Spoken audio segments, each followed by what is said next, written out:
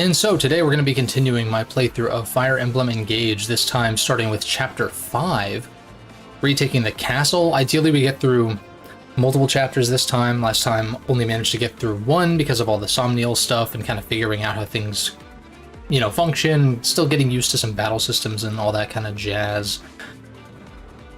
But yeah, I already placed my units the way that I want them to start, at least for this, first attempt. I am playing on maddening after all, so you never know what's going to happen. But yeah, I said we just go for it and try to make a larger chunk of progress than last time, which, no big rush necessarily to get through this, but one chapter a stream is a little... It's not quite where I want to be, like, progression-wise, I think, ideally.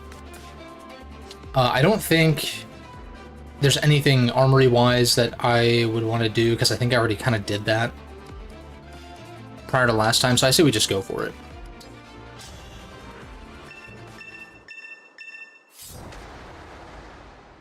Alright. So the objective is defeat boss. The door's locked. There's no time to find the key. I guess we can bust this down. It has a health gauge. That's good to know. I'm still assuming we'll get access to a thief because of these. Oh, this is a wall that's destructible, I see. I think I still want to attack from two sides, especially if a thief shows up here for us to recruit or something. Then I'd want to have people on this side to help protect them. Assuming they're aggroed, maybe they won't be aggroed or something, but yeah. Your orders, please.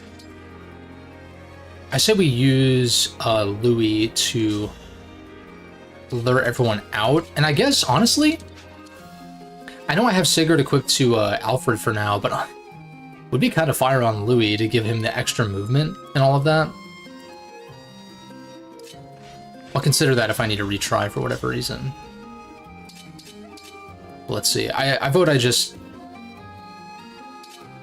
I think I just take the Slim Lance for the hit chance, because the chip damage difference is only by 2. So just do this.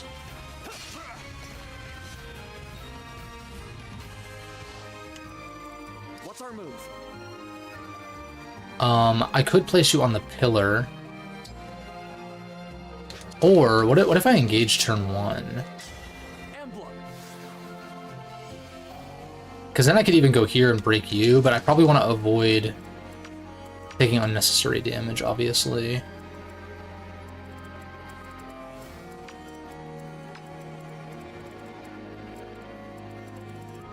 I think putting him here is fine. Right, 11 defense. He would only take 4 from these guys. Oh, never mind. They double. So they deal 8 each time. That's pretty bad. Oh, his speed is only lowered, I guess, because of the weapon he has currently equipped.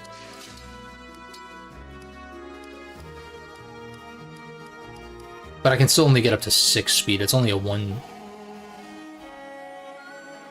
Inflicts attack -2 for 1 turn on adjacent foes at the start of player phase. Oh, interesting, okay. DLC weapons continuing to be busted. Normally in a game like this I would try to avoid such a thing, but first playthrough, maddening, blah blah blah. It's like, we'll just use the broken shit. And if I decide I want to replay this someday, then I can be a little more strict with what I actually use and don't. Let me see if I can kill this guy, though. Not quite.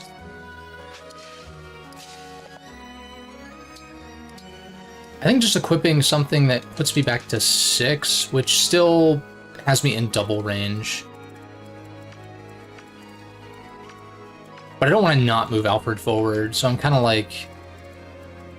Let's just go for it. We'll just place him here. Equip the Slim Lance for the increased dodge, I guess. Go for that. Self-improver, so we'll do more on our retaliation, on our counterattacks, rather. Let's see. Let's go ahead and tag pretty much everybody for now. If there's a quick tag for everybody, let me know. That would be nice. Because this is usually how I'll do it, is I'll tag everyone and then I'll untag as I go. And obviously tagging everyone, it has the same effect as here, but like, tag everyone except for the ones that I'm in range of or whatever. It's like this archer is going to be pretty unavoidable, I would say. But these guys, not so much. Yes. Like, how much do you take? 17... you would do 12. So like we can tank that pretty reliably, especially if she one-shots the Armored Knight, which I would assume is going to be the case. Although once again, I don't want Al'Air to be completely ignored.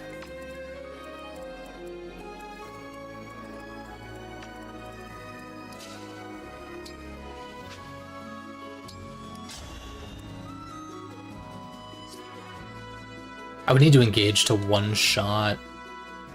But again, Saline is like so broken at this point, like she's so powerful that I would say maybe chipping into Al'Air kill might be good. Just to get him kind of going EXP wise. I like that.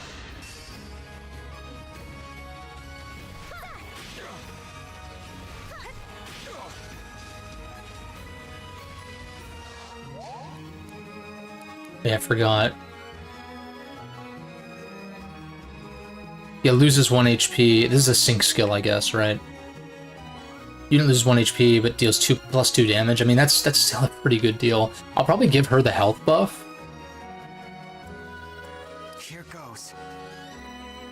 I don't have a ranged weapon on Al'Air, which is unfortunate. No Levin sword or anything like that. But I think I still just go for the kill here. I have to use the DLC weapon, I guess, or if I didn't have that, I would have to engage. Vander's still a last resort guy. I think Al'Air here is okay. So you would do 17. Let me do 11. And then these guys, do they double Al'Air? No. Because 5 is the threshold. 5 speed differential is the threshold for doubling. As far as I understand, these guys each deal 9. So it would be a matter of, Say the word. I definitely don't want Chloe in range of the archer. That's kind of a dangerous game to play. I could javelin and break this guy, though. I'm all set. And then what, though?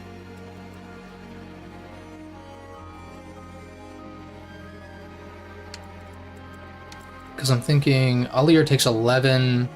He definitely dies.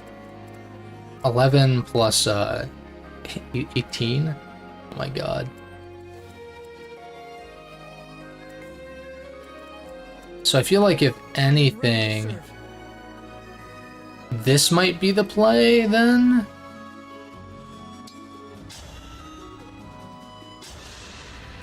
I think this is alright. For the divine dragon.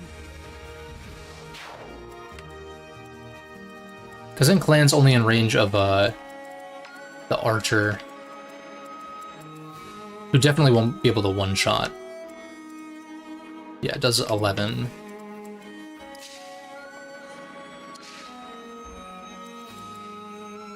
All of your stats are really bad right now. Maybe bait one of these guys out here. Or, like I was saying, like Javelin to break. Because they deal... well, I guess they deal 10 apiece to Chloe. Which is sort of problematic. So maybe I just bait one of them. Like put you here. And then equip something better than the Javelin. Do Iron Lance. And then maybe put Al'Air here to give her the damage buff. Gotcha. Position you. You would deal what, 11?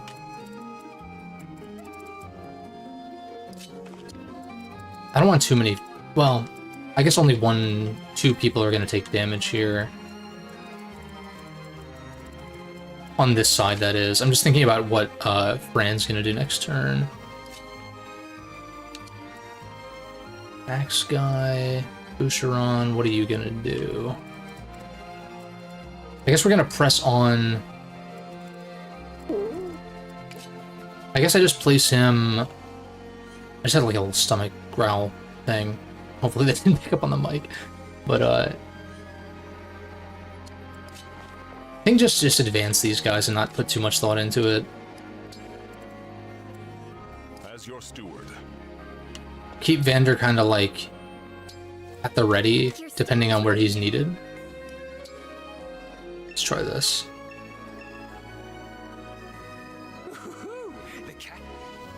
Oh, or maybe Thieves here? maybe this is one where we let the thieves get it and then kill them to take what they take. That's what it seems like it's gonna be.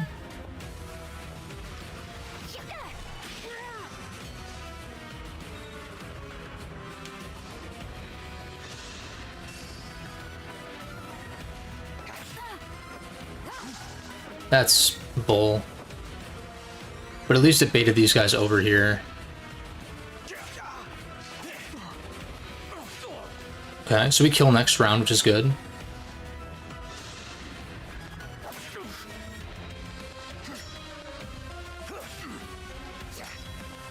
Dude, finally an armored knight that's actually good. That's crazy. I'm sure there's others if I really thought about it, but...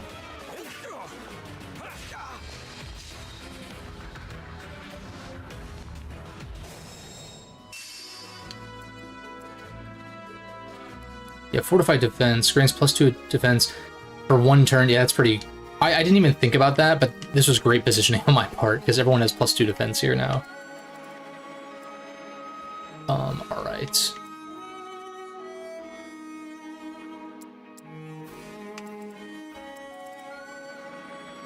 Vander doesn't quite reach...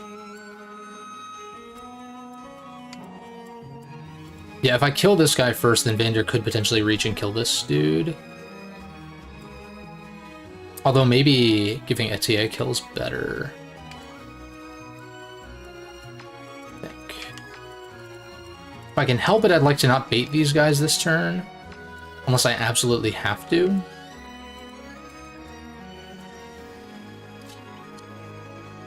I would like to not put Boucheron in range of anybody.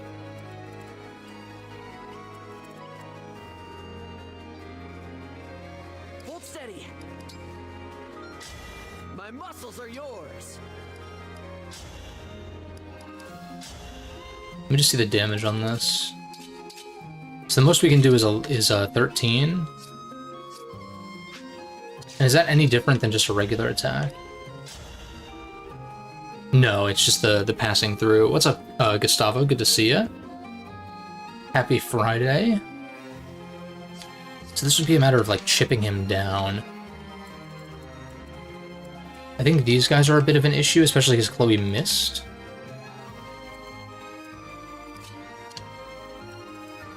Although I guess she could break you. Is it go time? Is 11. I would need to do 16. Most I can do is 14, even with the buff from Allier. I don't want Frame to be in the range here. And Louis doesn't quite kill this guy, but he can kill this guy pretty reliably. But I'm thinking maybe sending Boucheron over here, since he can secure a kill, right? I'm glad I got him the Compact Axe, because that's high. It's exactly the damage I need, and it has higher hit than everything else. So we give you the kill. Now Vander has room to go through. What does Etier do here? Barely doesn't kill. I could put Allier over here and give her the +3 to guarantee the one shot. Then kill this guy by breaking and killing with either Alfred or Louis. And then maybe sending Vander to one-shot the This guy, he has 6 defense. We have 26 attack, so we deal 20. So I don't think, yeah, we won't quite one-shot. Barring some chip. But I don't think that's the biggest deal. Because how much would you do to... He only does 6 to Alfred, the archer, if he's left alive. So it's not the worst thing ever if this archer lives this turn. And I want as many resources over here as possible, because I think these guys are going to be a problem because they're so fast. Because I'm thinking maybe Saline can nuke one of these guys. My resolve is unchanged.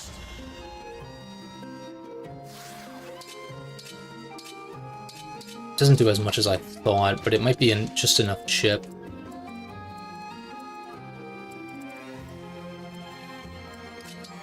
I think first things first, let's break this guy.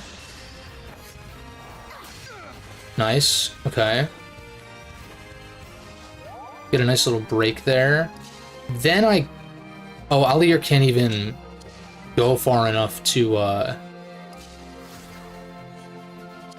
give Etier the boost. Ugh. That's a bit of a problem. I'm trying to remember, yeah, you have the Fortify Strength one. Grants +2 attack.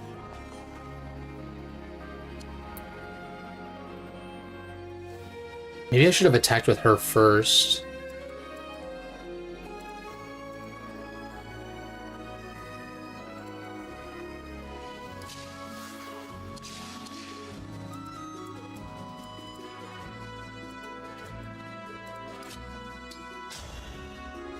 You don't quite kill.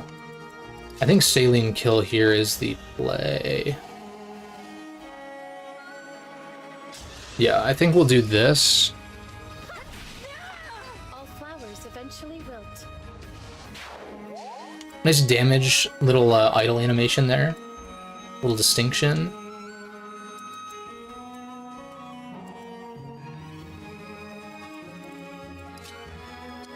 I mean, I can break this guy with Louis, but that doesn't really change things for Etier because she's a ranged attacker anyway. How much does Vander do to this guy? I'm assuming he can kill. Yeah, only with the DLC weapon, 73 hit.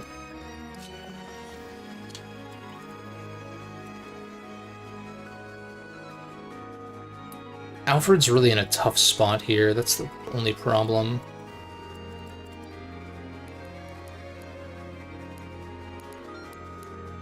Unit can move 2 spaces after acting, though.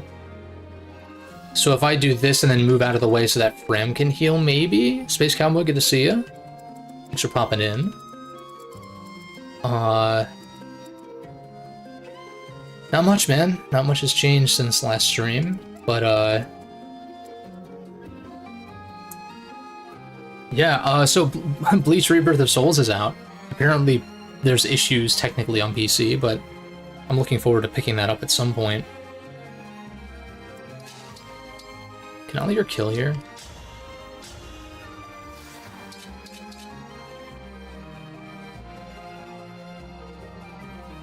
I think I take the kill with Aldir here. That's fucking bullshit.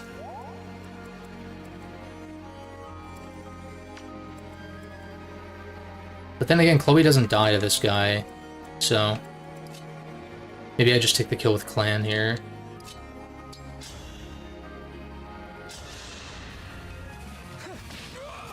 Did you see that?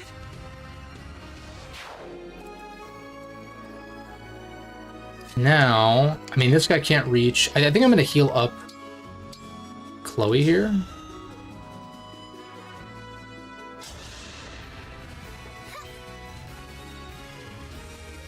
Nice, nice. Yeah, I know you're planning on streaming some of that. I've heard good things though about like the story presentation and like the gameplay and stuff like that, which is cool. Because I've said it a lot. Like I think Bleach stylistically is super sick. I just think the anime has some like, you know, typical shonen pacing issues. So a game that tells that story, or at least, you know, like the bulk of the story, could be pretty sick. And then they would just need to do the only thing that would be missing is like Fullbringer arc and 1000 Year Blood War, right? Because they do all the way through the Arankar arc, from what I understand. And like 1000 Year Blood War being its own game at some point, assuming this one does well enough to get a sequel or something, would be kind of sick. Although I still haven't watched the anime. That portion of the anime, that is. What do I do here?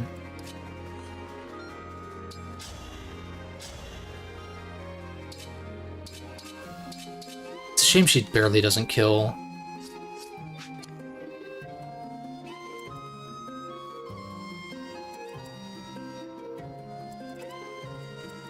Because she's so close to a level up, too. I guess worst case, I throw Vander here.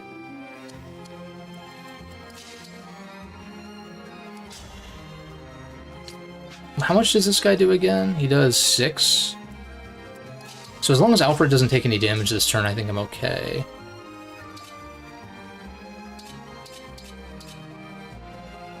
I think I do this, just take the chip to break, so that way Vander can kill.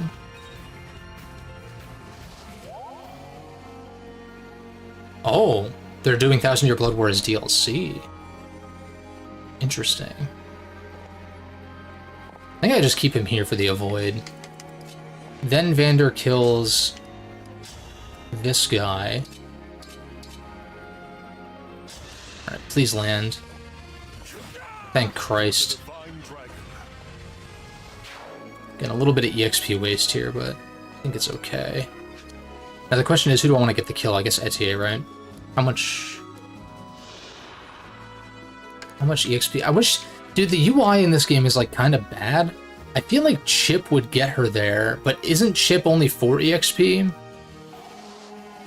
I think I'm paying close enough attention. But I guess either way, it doesn't make sense to not give her the kill here, unless I'm concerned about missing.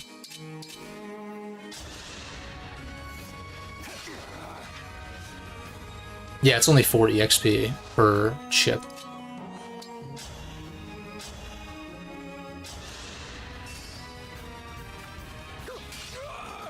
Lit. Let me see a nice level up here. No, okay. That was fucking garbage. Oh, man. I feel like my level ups have been terrible.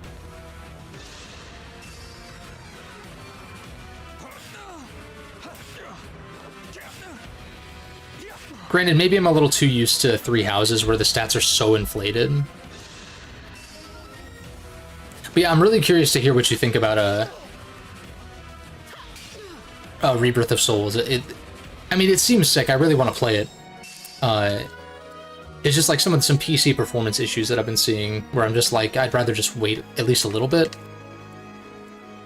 Even though it is possible that my rig could run it fine, but yeah.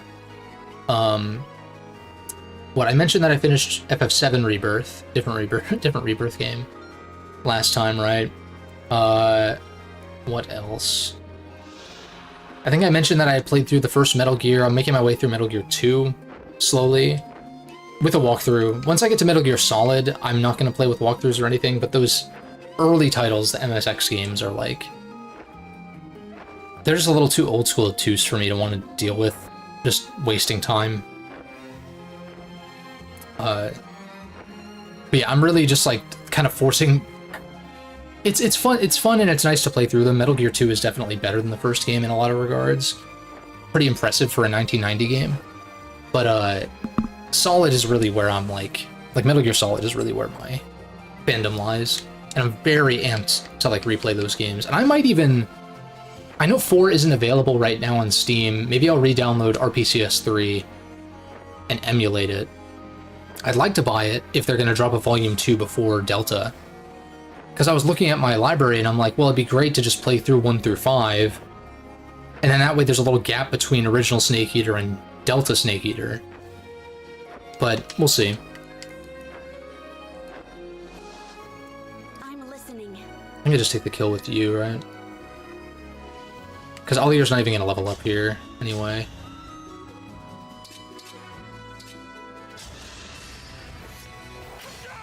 Like, I don't know if my Altair is just stat screwed by his level ups so far, or if this is just like a Roy Binding Blade scenario where the main lord is just not that good, at least for the time being. I mean, I'm sure he'll get a promotion later that's like good, but I'm like very underwhelmed by his performance so far. We got some axe users up here, so that seems promising.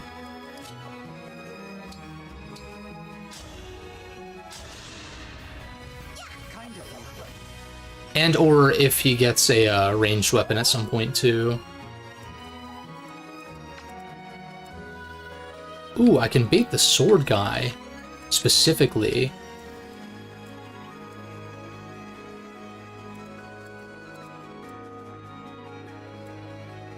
Probably with Louis. I think Slim Lance is fine for the dodge. Do you kill with steel bow or what? Yeah. Well, we can test out the rewind if I miss this 89%.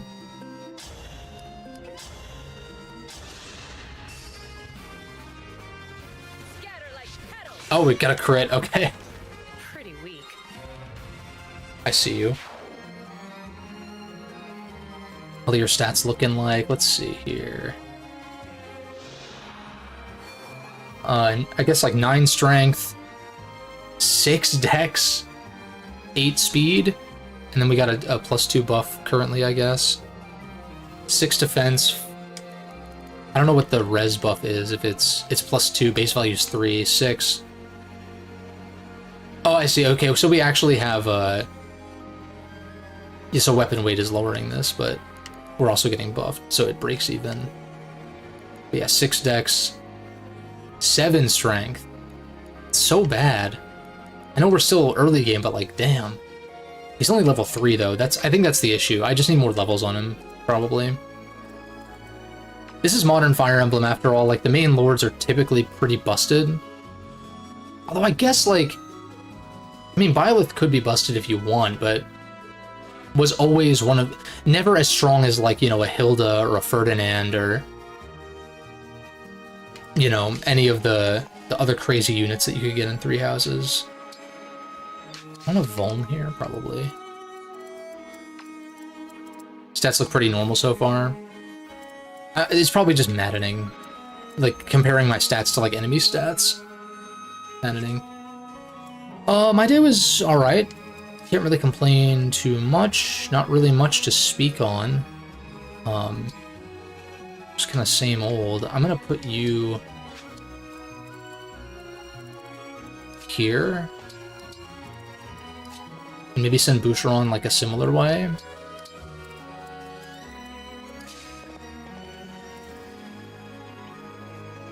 Oh, we got a knife user over here. Or a dagger user, the thief, yeah. I think sending my cavies over here is a good idea. And then I think I'm gonna Vuln.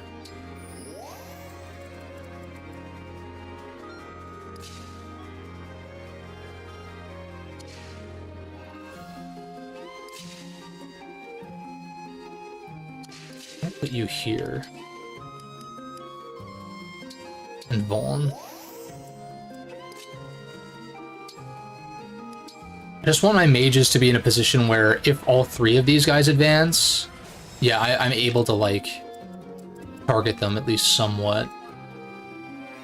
3 playthroughs, you've had a high speed Altair with mid strength, an absolute tank with high def and res, and recent Altair is just above average. Gotcha, gotcha.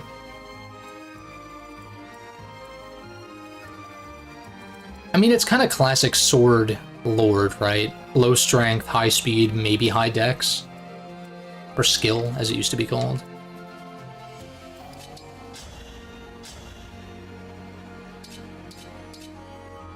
I break you. I bet Etienne can do 14. Yeah, with the steel bow. She does what, 10 with the Can I deal 17 with you? I doubt it. No, not quite. If I place Altair next to him, then yes.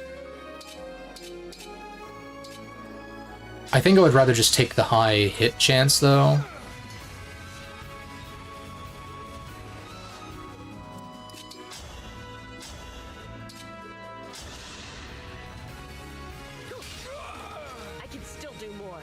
Nice. Obviously, we'll get broken here. 23, but he only does 6. Oh, I'll put my... I should have put my defense guy here. And in fact, maybe I should just give that to Louis. That would make more sense. Lessons for next map.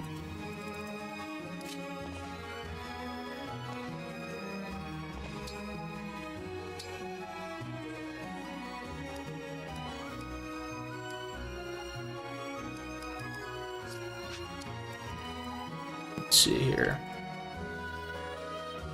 So we would only do... Wow, this guy's tanky as shit. We'd only do 2. So do 7. I think I have to do this to try to get like as much ship as possible. Anything.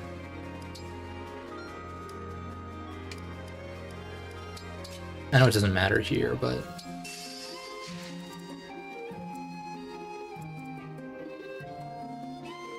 Just expect speed, dex, and defense to go up more often. Gotcha. Let's see if I can pull off a level up soon.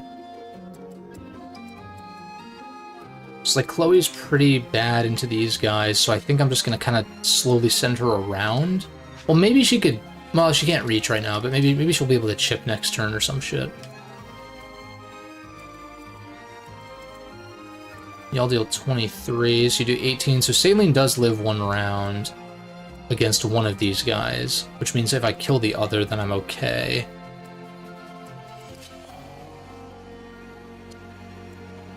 I'd like for Allier to get a kill here. And he takes a lot, 17, right? But still lives 1 round. Oh, but I can't reach. All right. That's fucking bad. God damn it. It's unfortunate. Let me... I keep pressing the wrong button.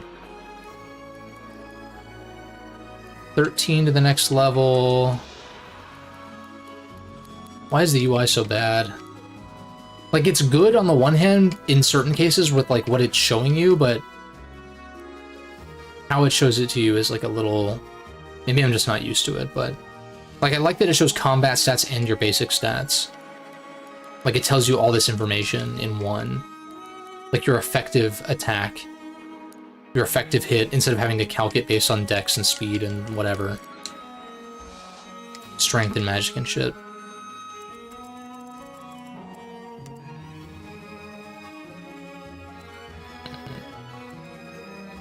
My will is firm. Oh wow, you almost one-shot. Which means I kind of want to put Allier here. Or no, sorry, here. And just one-shot this guy. Yeah, screw it. I'm down for the broken unit to get more broken. Loss. Please be good.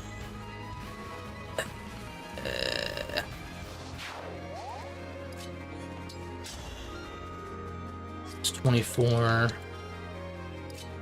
Problem is you don't have a ranged attack.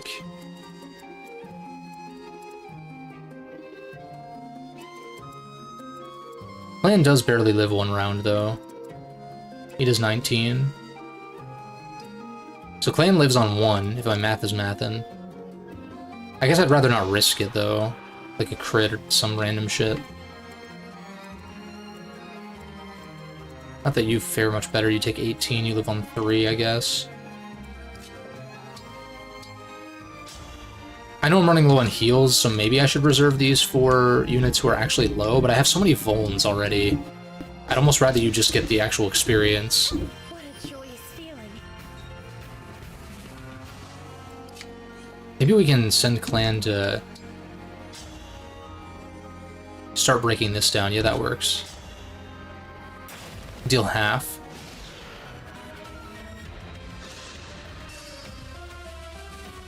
We also one-shot this guy in retaliation. Or I guess 1 round. All flowers But yeah. eventually wilt.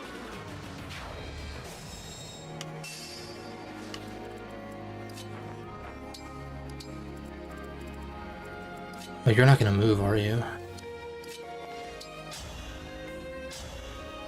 This is a little bit of a problem.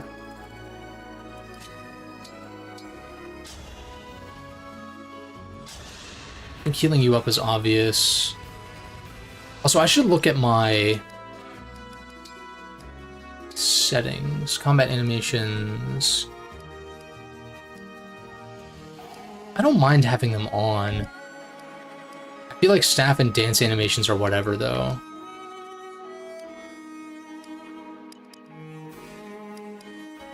First engage animation of each turn.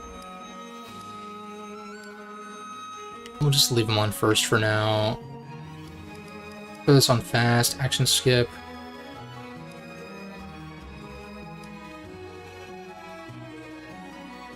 Oh, I see. You can actually change it back to the normal way.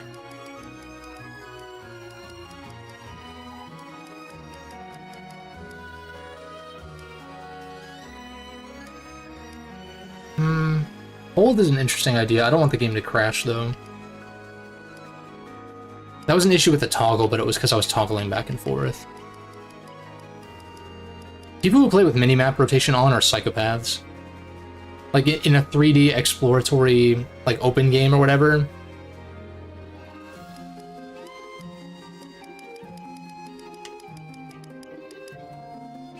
Advanced conversation manually, yeah. Guide display. I don't remember if I turned this off or not. I guess for like, yeah, I don't want them to be like, oh, you can, I don't know, some shit.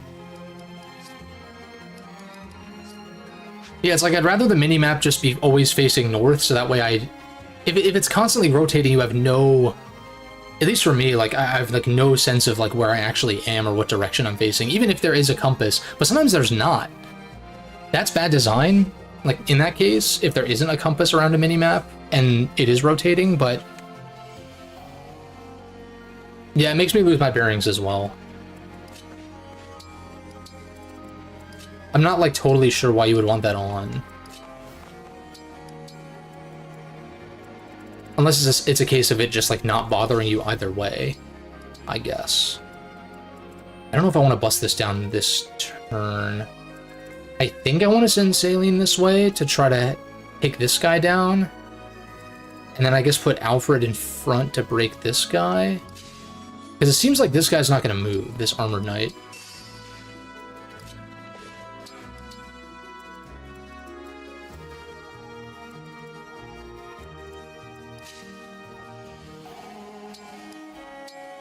I think I'm going to wait one more turn before breaking this down.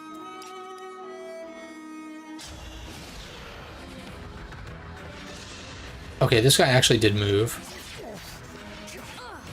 We get some chip. Also might put him in range of Saline, actually. Yeah. How about that?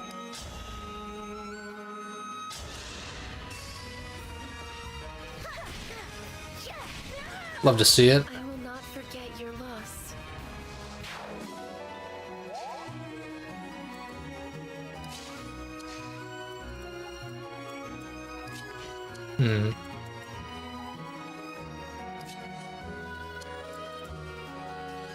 Oh, I could bait this guy over here, actually.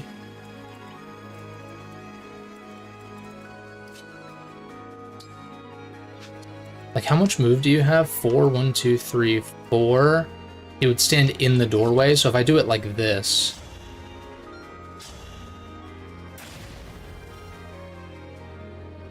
Like, I can bait the mage over here. And then I can put... 24... It is 18... But I can I easily live that. I want you to heal up at TA.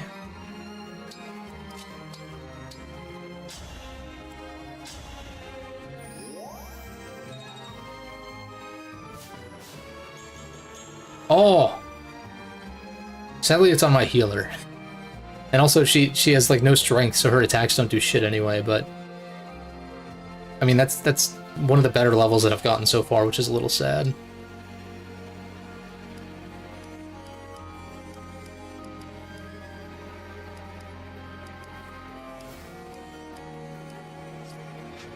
I in danger of no, I think I'm just keeping this equipped because I deal how much in retaliation? 13. Yeah, I guess that's fine. Na, na, na, na, na, na, na.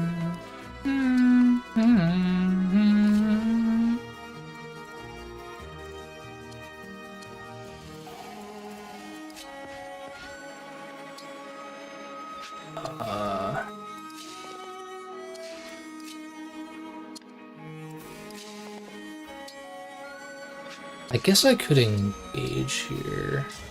Emblem, engage. Because then I can canter back to here. Does that help me? Or back to here, maybe?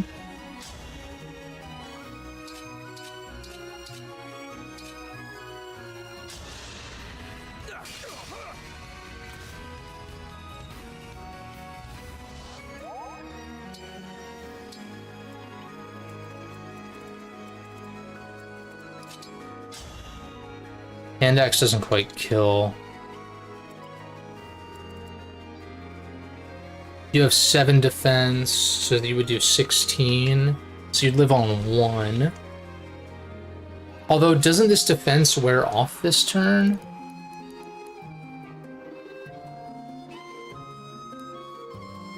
Does it show you that? Because this was from standing... Was this from standing next to Boucheron last turn? Or is this just a sync bonus? Effect +2, emblem +1. Okay, so I think this is from... I think this will wear off next turn. In which case... The problem is you get doubled. So you take 10 from this guy, puts you at 21, and then you take 23. You take 13. So you still live.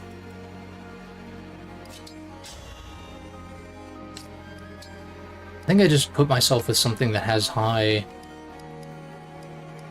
avoid. I could Vuln. I feel like it's unnecessary though.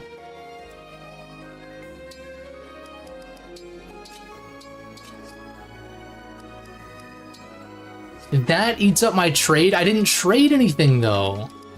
That's dumb.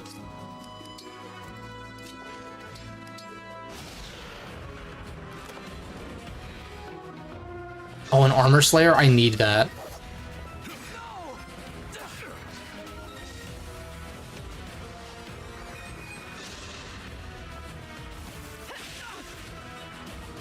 Wait, did you have 3 range? Oh yeah.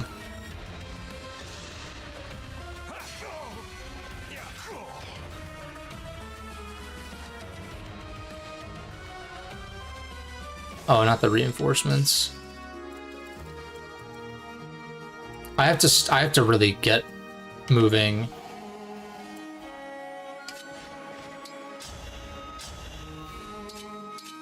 Louis, why do you not kill barely?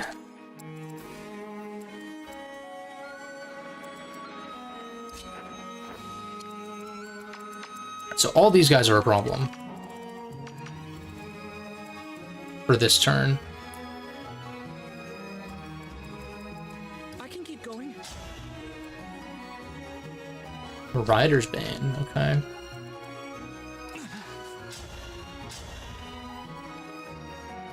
Ooh. This is a double, though.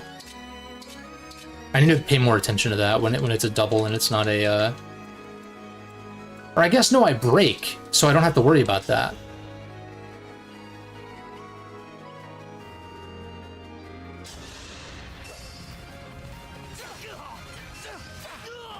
Dream well. Fuck yeah. Okay, finally, like an actually decent level up.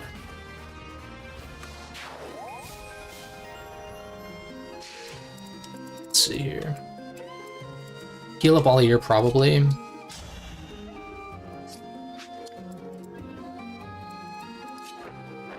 How do you fare against this guy? You kill. This has got to be one of the best Pegasus Knights in the series. Like, early game shit. Like, this is crazy. Simple enough. She's one-rounding, guys. This is not the normal Pegasus Knight experience. Whatever you say. My TA barely doesn't kill.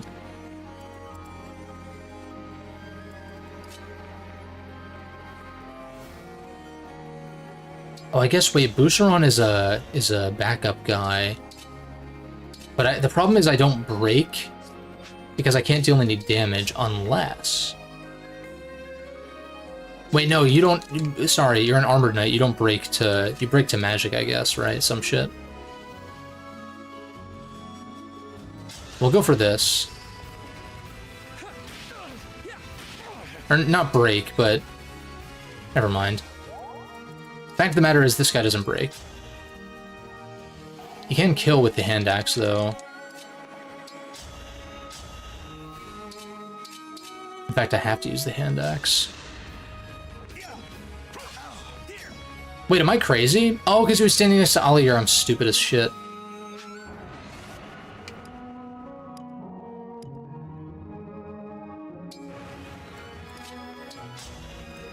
Duh.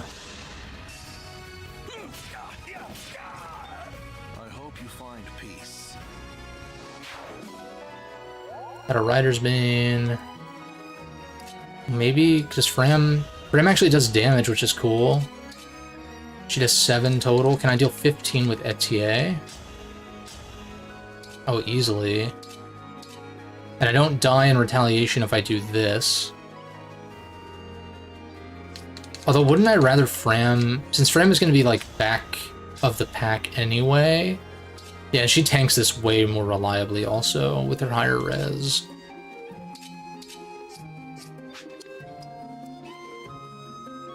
This 17 max. How much do you do with the Iron Bow again? I just need to deal 7 min. Oh, also this breaks, right, duh, okay.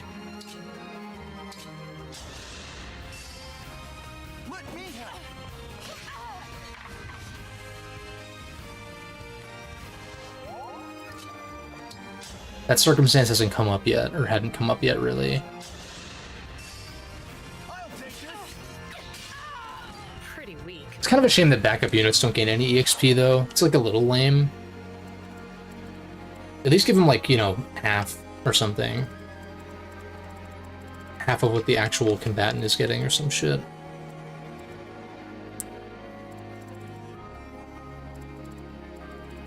Do I warp Ragnarok, kill this guy, and then try to kill these guys with, Oh no, I can't, no, I can engage. I don't think I warp Ragnarok this turn, but I think next turn, maybe if I can get to this guy. He has 6, 1 magic, though. Deal 11.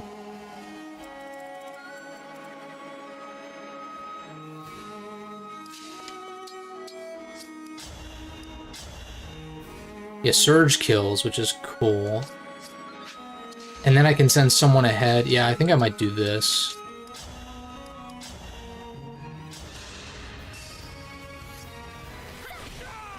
All flowers eventually wilt. Broken ass unit. I still stand. Deal 19.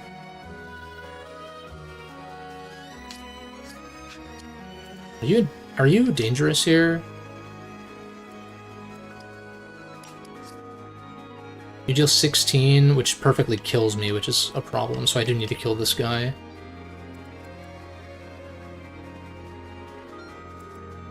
We'll get through this. So I can deal 14 without missing. So that puts you at... So I just need to deal 20. I can deal 19 with you.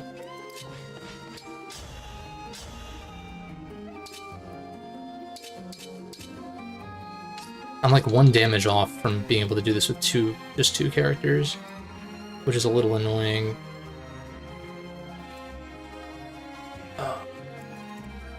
And then you deal 6 to Alfred, and you don't double. So I would... And then canter here, you know? Like if Javelin does what I need it to do. I'm gonna try this. Like chip with the Javelin. Protect Saline from the Archer. And then if I can get Louis the kill here, just need to deal 13. Damn. The thing is, I don't really care about Vander's health too much, because he can Vuln, he can... Like, it's easy enough for him to get out of danger.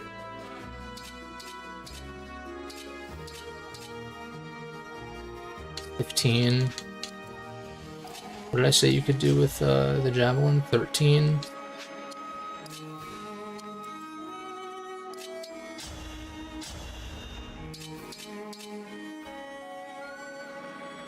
Yeah, I guess this works.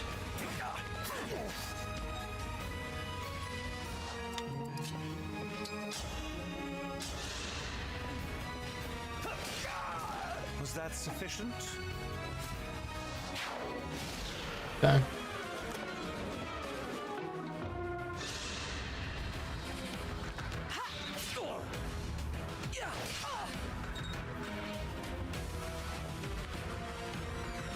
I think this will be kind of like a Vuln turn for left squad here. Yes. Like if Vander can kill this guy and we press on with everyone else, I think that might... No, actually, because Louis has no movement. Problem is he doesn't kill. No. God damn it. I think I'm going to give Louis Sigurd.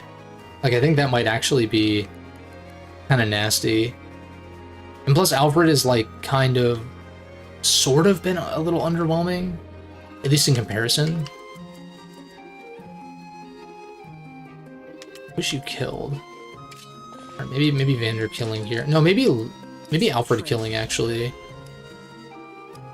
Except he can't, because he's too weak.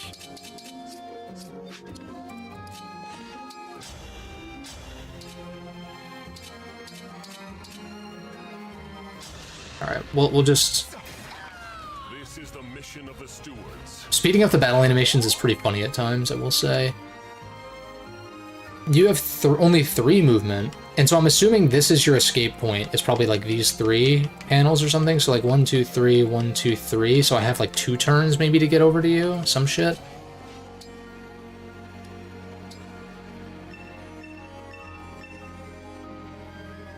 It looks like we can break. I wonder if this is actually like the meta is to like go this way and then just kill the boss as soon as possible. Some shit. Don't fear for me. Maybe. Please grant me your strength.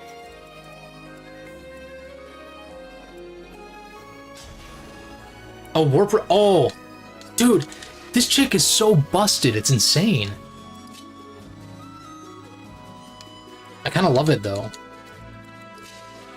Like giving the player a power trip this early. Like this is nuts.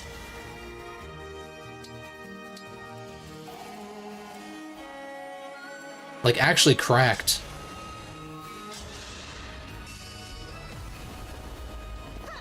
Grant me strength. I will not forget your loss. And we got an Armor Slayer, which is shiced. Obstruct. Staff that conjures a massive ice that makes one space impassable for 1 turn. Interesting. Interesting.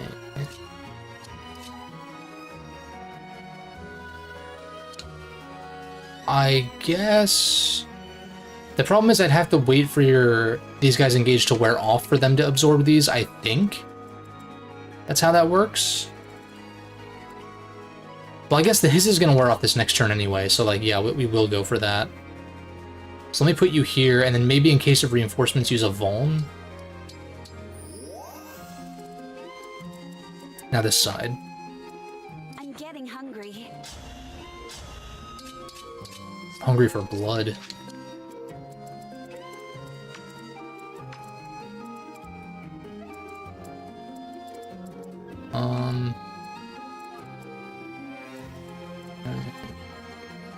No one over here can use the Rider's Bane that I just grabbed, which is a little bit annoying. No ranged weapon on you. I might pull back. Like, I might pull back and leave, like, Boucheron in front or something to tank this guy. 2, 3, 4, 5. So if I move back to, like, here... Yeah, because you have 5 movement. 1, 2, 3, 4, 5. And then you'd be able to attack here. You don't have a javelin or anything, right? No.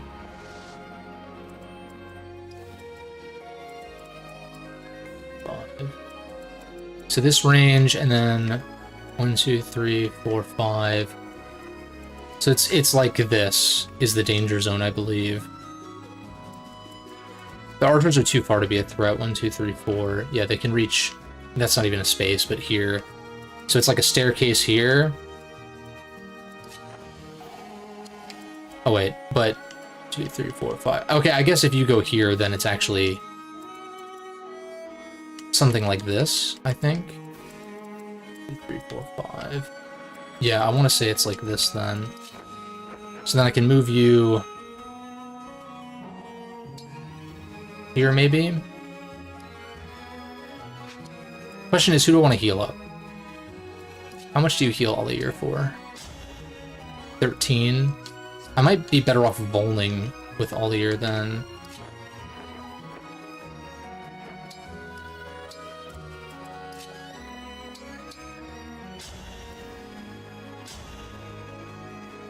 Heal you up. Put you... I guess if Boucheron just stays there, which I think I'm going to do, then that will work. But I'm thinking I actually do want to pull him back by 1 space. You also have 3 vulns. I'm really anal about, like, the way... Gonna need that Armor Slayer. That's a good point. I can pass that off to Aldir for the boss once we get closer. Yeah, I'm a little anal about, like, vulnerary distribution for whatever reason, where I'm like, oh, if someone has a 2 vul on them, I'll pass that off and use that instead of the 3, but it doesn't really matter that much. There was at least one game where you could, like, merge them if you had, like, incomplete ones. I forget if that was 3 houses or if it was, like, Fates or something. I feel like I remember that being a thing. Use Vuln. Put you here. Yeah, this will actually work pretty nicely. Because then these guys will get the defense bonus. I don't think I need a Vuln with you, because I think I'm just gonna heal with Bram next turn.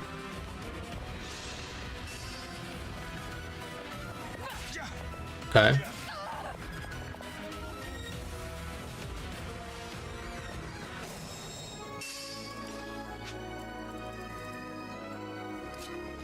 I think I just continue to send these guys this way. I'm a little scared that once I break down this wall, there's going to be reinforcements from here. I just have like a sense that that'll be the case. You see, like in this instance, I would rather use up. Like I'd rather use up the single Vuln and keep the 3-pack intact. Not that it, again, not that it matters too much. What's our move? But yeah, now I can reabsorb this. I should have probably taken this one, but again, it doesn't really matter that much. And I can't warp rag again until I engage again. Is this going to be a 2-turn? Yes, it will be.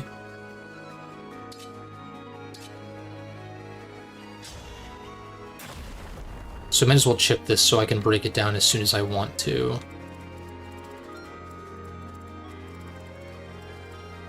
Now to deal with these guys. Say the word. The all-year buff would allow her to one-shot one of these guys, right? Maybe? No, not quite. Plus 3 damage.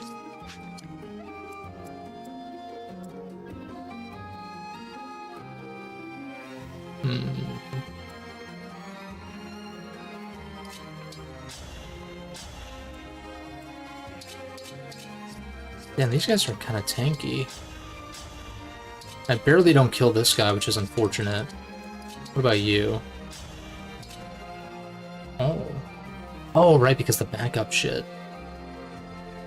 At least we still have the backup. Yeah, so maybe this? Need some help? I can still do more. And then we break this guy.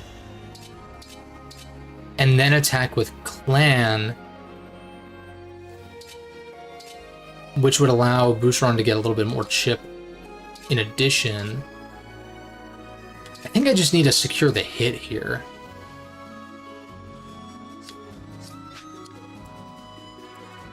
This is like a really bad spot in a lot of ways, though. Like, I could maybe kill one more of these guys and then have to leave one of them alive. The problem is Chloe's very vulnerable to these folks. Like, how much do you take? You don't get... So she doesn't die? So it would actually be okay if one of them was still alive and she was in range. If I need her to, like, chip or kill one of them or some shit.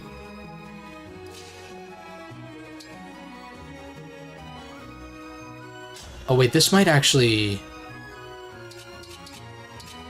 How much does she do with the javelin? 9? Oh wait, but it'll be buffed by Ollier, so like, yeah, that's kind of what I was thinking, is put him here. Chloe attacks from here, and then kills. Yeah. Yeah.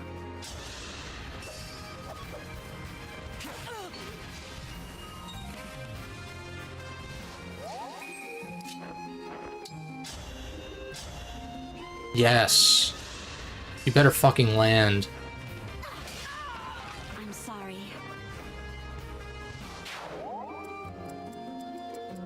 Alright, that's lit. And I think between these three... You don't kill... No, you don't kill. So let's see. Let's say I go with this. Can I deal 24? Ugh. Maybe not.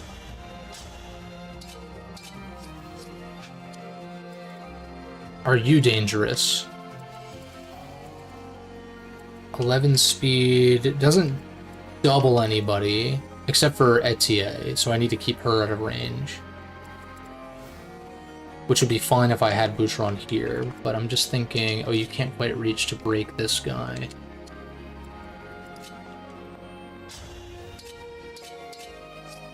Oh, what if I surged with Clan? That doesn't make much of a difference, does it, I guess?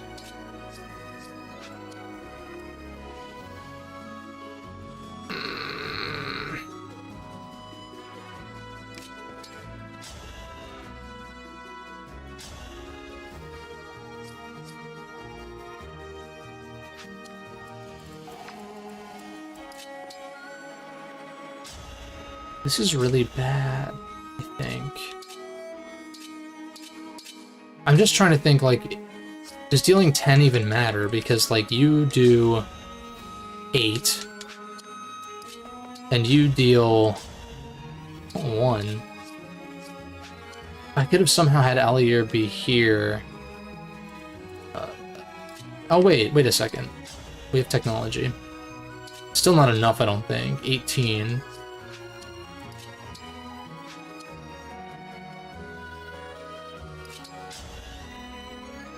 So I would need to deal 10 more. This might just be like a Vuln and Prey turn. I guess the only issue is Chloe does die to both of these guys attacking, but then I could just rewind, worst case. In fact, how much do you do with the hand axe to this guy? If I can deal 12.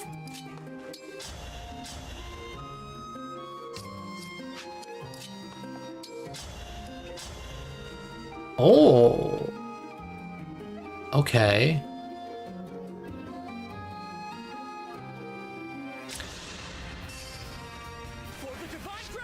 Oh shit.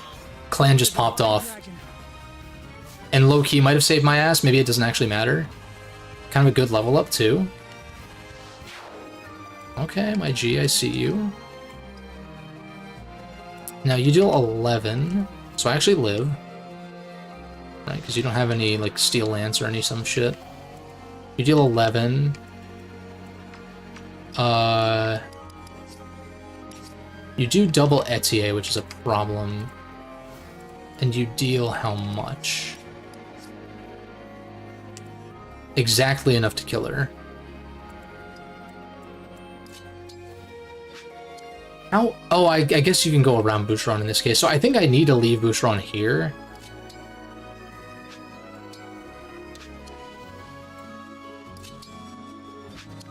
Right? 1, 2...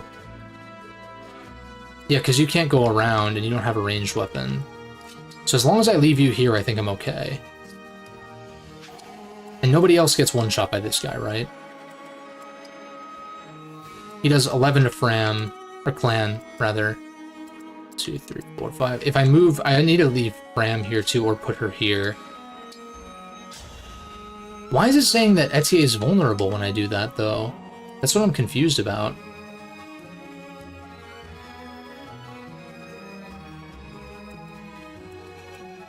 Like, this is impassable.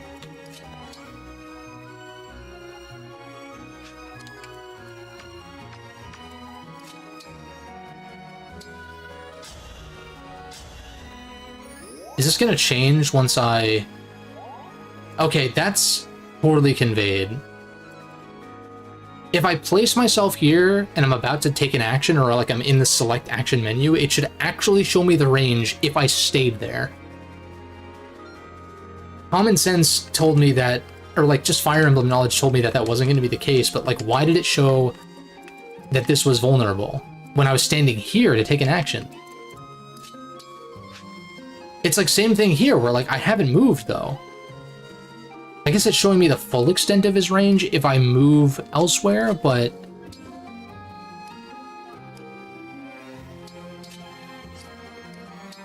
I'm not so sure about that. Are you sure about that?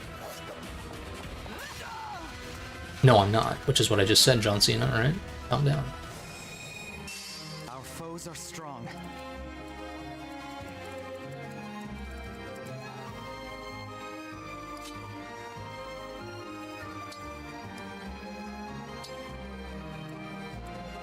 She doesn't quite reach, which is a little annoying. I should have had her be, like, further, but... It's fine, I guess. Put you here. Can still fight. I'm gonna bust down the door next turn, I think.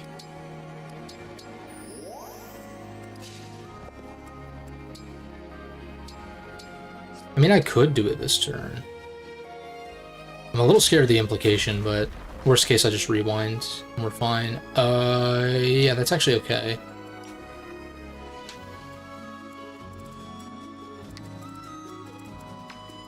That's fine. You deal 12, but I can do like a decent chunk in return. Yeah, like a really decent chunk actually. More than half.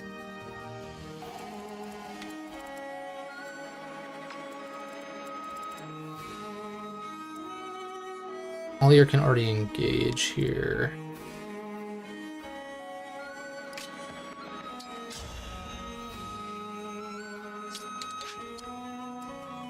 I don't think I need to think super hard about this. I'm gonna have Frem heal. You can move on and maybe bait this guy. I think that works.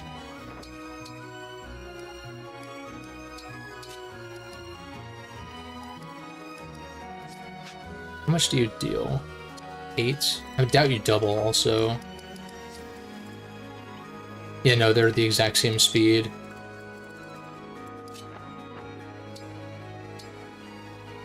But she deals 8, which is what percentage of your health? That gets you to 19. It's not really a divisible thing. I'm just trying to think if like that matters, if I'd rather take the extra dodge for a little bit less damage. I think I would. That's kind of the plan with this maneuver anyway, right?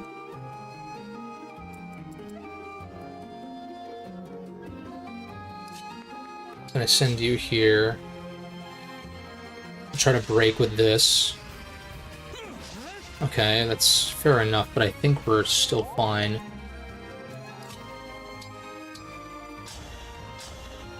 Heal you up, because I might engage Allier here, and then load Star Rush, perhaps. Although maybe I want to save that.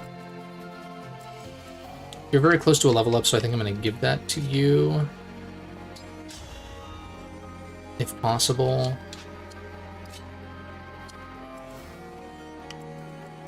How much do you do? At most it'll be 16, so can I deal 15? If I was next to Allier, I could. Also, you can't engage this turn, but next turn, right? I guess... Yeah, okay, I couldn't see because of the thing.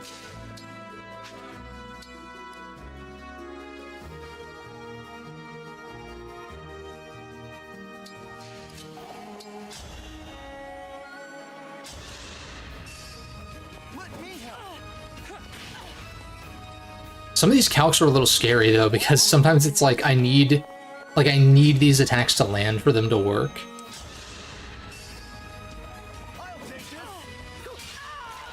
Pretty weak. Oh, amazing. It's literally all you need.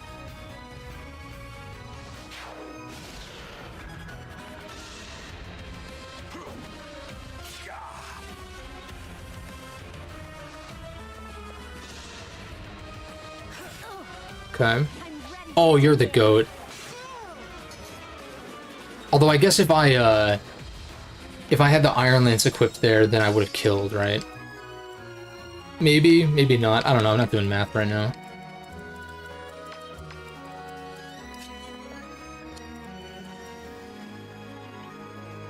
You're dangerous.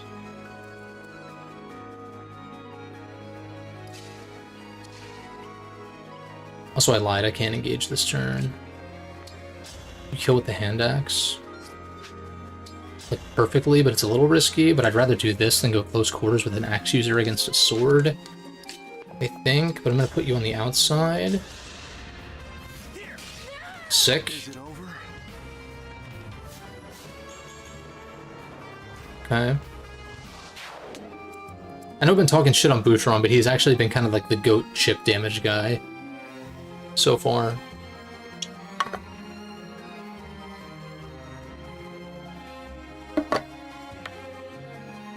Gotta remember to pass the Armor Slayer off to Allier.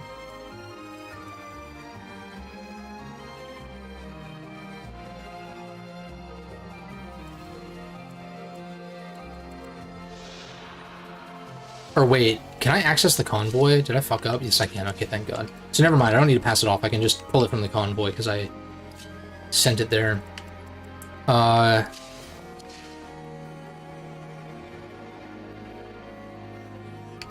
and I can't actually engage this turn. Let me figure out what I'm doing over here real quick first. I'm kind of the mind that because Warp Ragnarok is so nasty, I could probably afford to have her either majorly chip this guy or kill him, and then double back for this over the next 2 turns as I approach the boss. And then, like, Warp Rag into Armor Slayer kill or some shit. What's your, what are your abilities? Your skills. Can't be broken. Okay, that's it. I don't have a way to break this guy.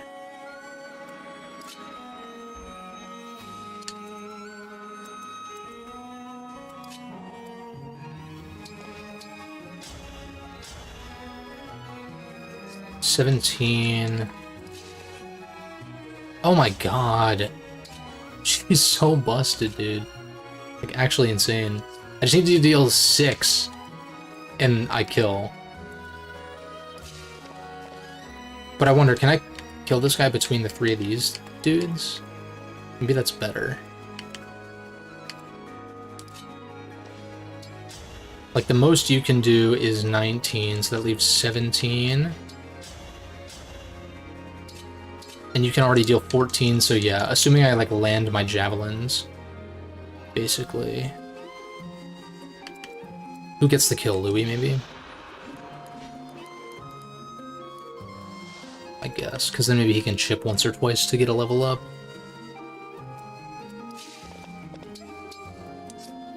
Oh, I could engage this turn, because I think the battle's going to be over within 3 anyway. My muscles!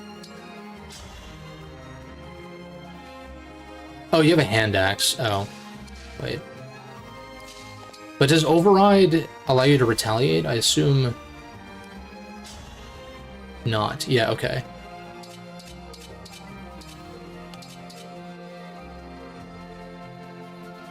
I like this. Let me see the animation for it.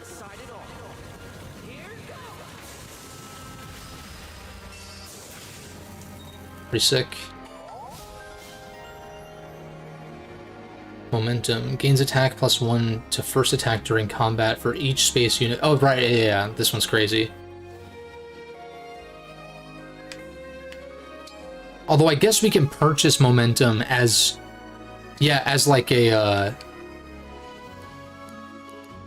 Can we purchase momentum as one of these top 3 skills? Isn't that what that is? Assuming you have a... and that's... is that something you can carry over even without Sigurd equipped? I'm assuming that's how it works, right? Like, you rank up your bond with Sigurd to gain access to purchase momentum as, like, a permanent skill. Yeah! No, okay, I'm starting to understand the systems a little bit more. That's sick. Okay, that makes sense.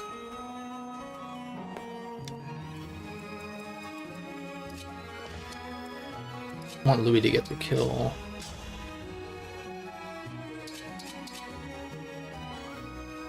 $11 is a guaranteed land. What is Louis' damage output here? 13, number 13. Or wait, is it 15? I forget what the mean number is.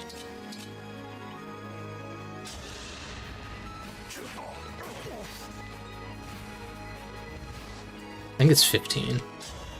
Number 15. My apologies. Yeah, so you can do 2 more chips and he'll level up.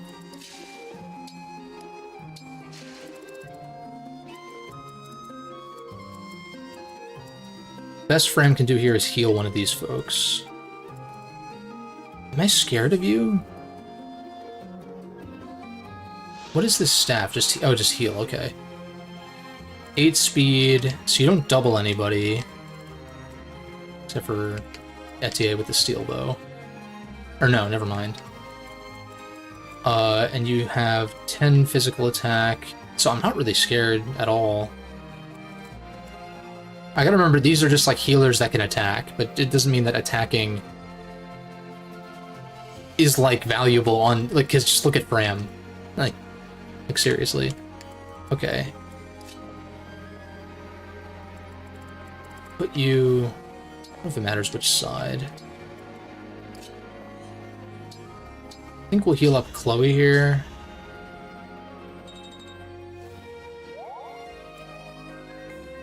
Oh, right, it'll double. Okay, right, it does have Brave. But even so, like, on my frailest unit, it'll deal 10. It'll deal 10 total, right? Because 5 times 2 is 10. That's right, I took kindergarten math or whatever. Whenever you learn that. I'm listening.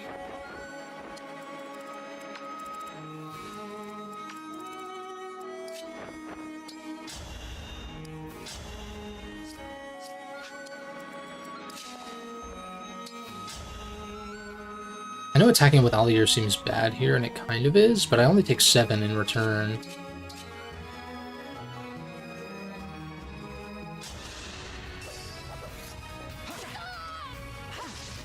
Oh, nice dodge. Okay, but then I can get the buff here. Nobody's really close to leveling up. I mean, Chloe's closer, so maybe.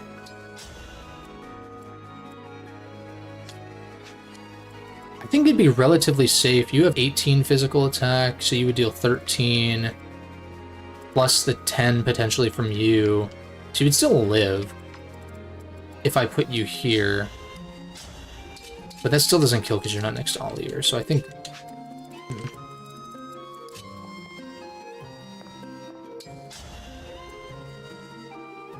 We'll just do this. It doesn't really matter. We'll chip. And then Jav kill. Javelin. Simple enough. Indeed. Oh, the boss moves. They move now? They move now. Shit. You only have a hand axe, which is stronger than I'm used to, right? But it has lower hit, at least compared to other shit. I don't know. 26. So you would deal 15. 13 to you. I mean, I guess if you crit, that's like the only thing that I'm fearing then.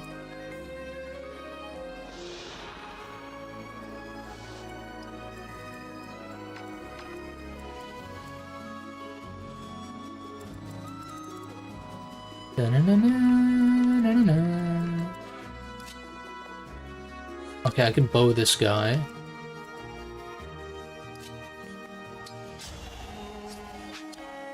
Maybe I break you.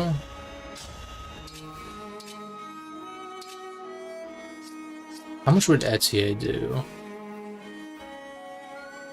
14? So I'd put you at 17.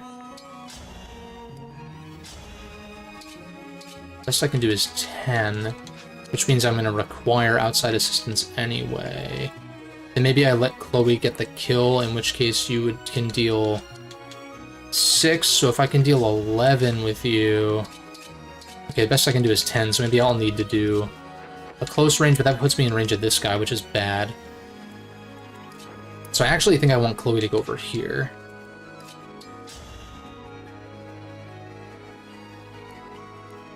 Oh, they're chain guarded. I see. So maybe it's not even worth attacking these guys then. Except I do want to... Well, I guess I do want to get this person lower than full health. But that's like all I would really need to do. 26, you do 20 to Allier.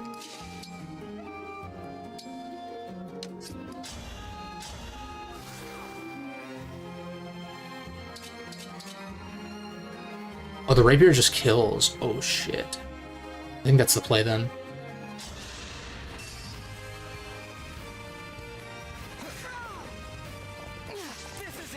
Sick dodge. I could have healed if I absolutely needed to. Although I guess that would put her at risk. You would deal 21, which I guess I would be screwed. So that was actually a bad play. But it worked out because I dodged. And I also have like 9 more charges for rewind, so I think I'm okay.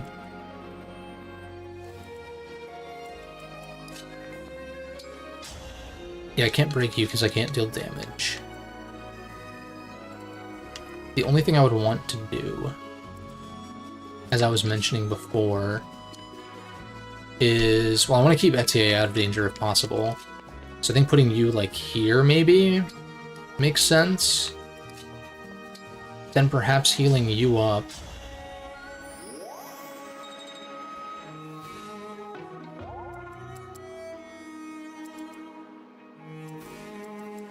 then attacking this chick to break Chain Guard and prevent her from being able to do it every turn.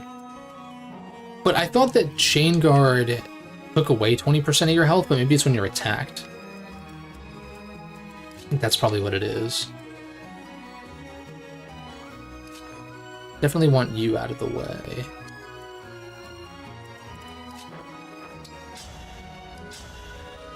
Maybe I'm mistaken. Why is it showing that I can deal so much?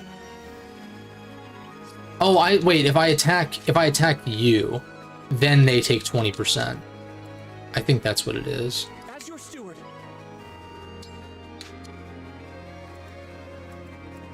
You only deal 13 to this guy. How much does Chloe do again? Sorry. 18 max. Oh. It's a little unfortunate. Maybe I have to javelin then.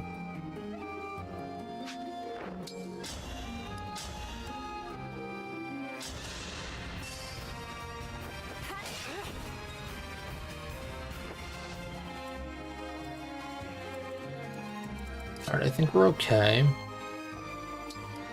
Put Etia here-ish. I don't know who he's gonna attack. I'm a little scared to try to move these guys out of the way.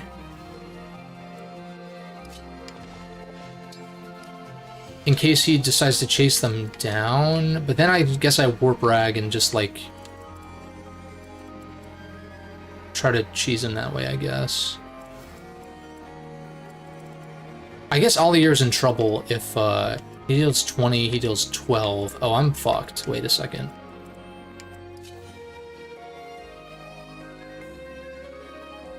What if I Rider's Bane? How much do you take?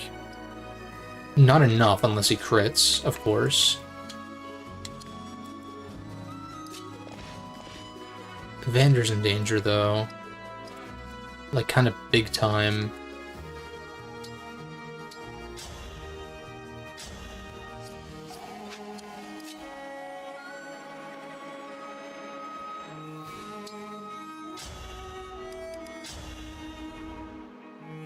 I'm just gonna go for this. Worst case, I rewind this turn and kind of go from there. Could I have cantered out of the way? Not if I wanted a Rider's Bane. Or wait a second. No, I could have. I could have attacked from here, right? And then moved 2.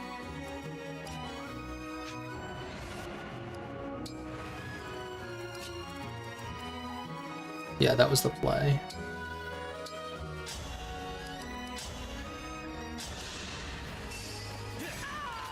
This is what I trained for.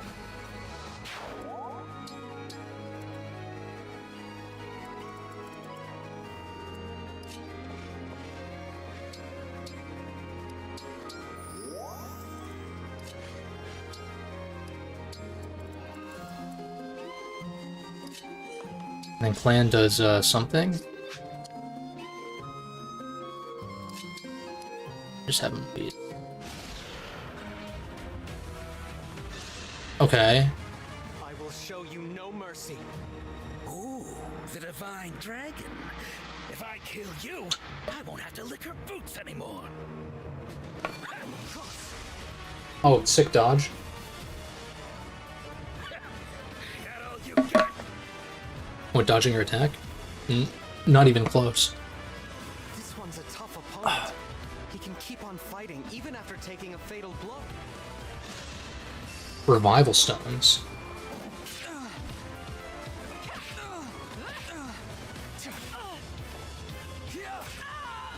Little health back.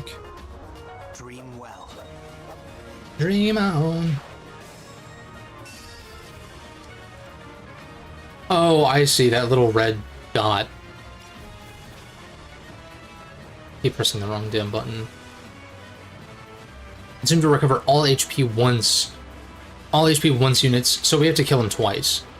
So that's taking, I guess, from 3 houses, like the beasts or whatever the fuck they were called.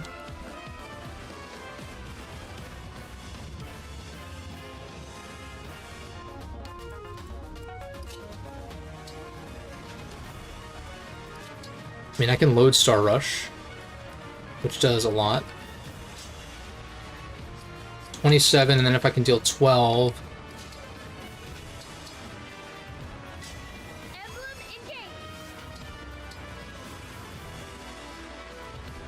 And then Warp Rag plus something else for the second health bar.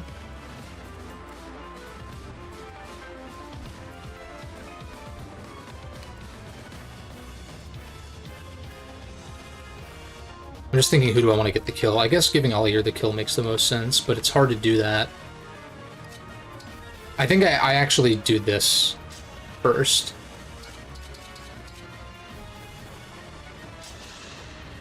My prayers are with you.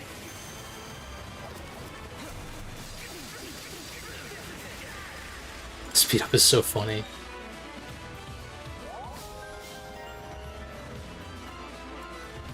So now I just need to deal 12.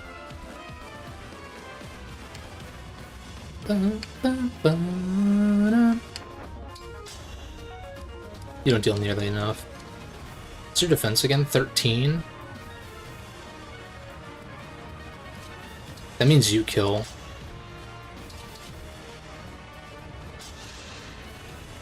Those shiny rings of yours are...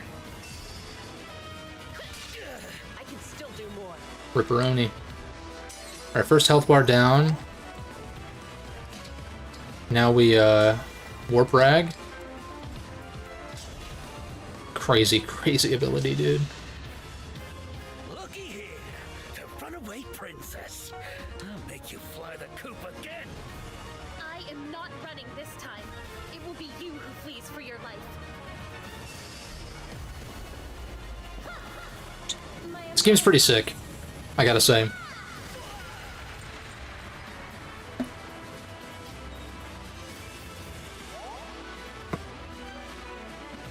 Okay, we need to do like a little bond event before.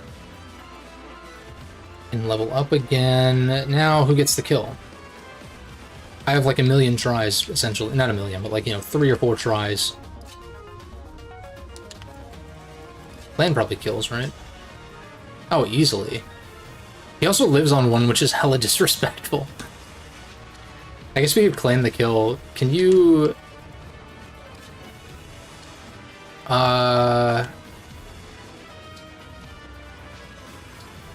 Just put you here so that way Fram can heal. Oh no, I don't have any heals. Never mind. Never mind. I guess I can put you here for supports. I don't know if Boucheron has a support with Clan, but we'll just do this.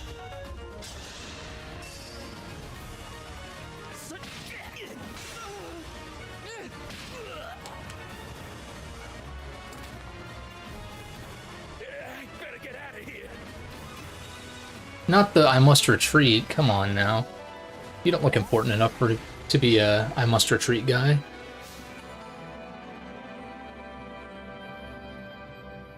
Nice, like, hour-and-a-half map. Love to see it. Probably get one more. Alfred, Mother is in the back room. She's okay. Oh, that's a relief.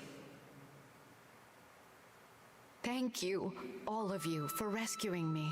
My children, you're safe. What a relief. We have a guest, Mother.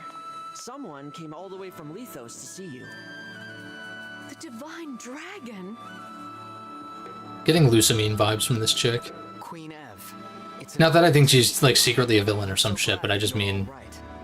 aesthetically. I've come here by invitation of Prince Alfred. Just look at you, awake at long last. I am Ev, the Queen of Firene.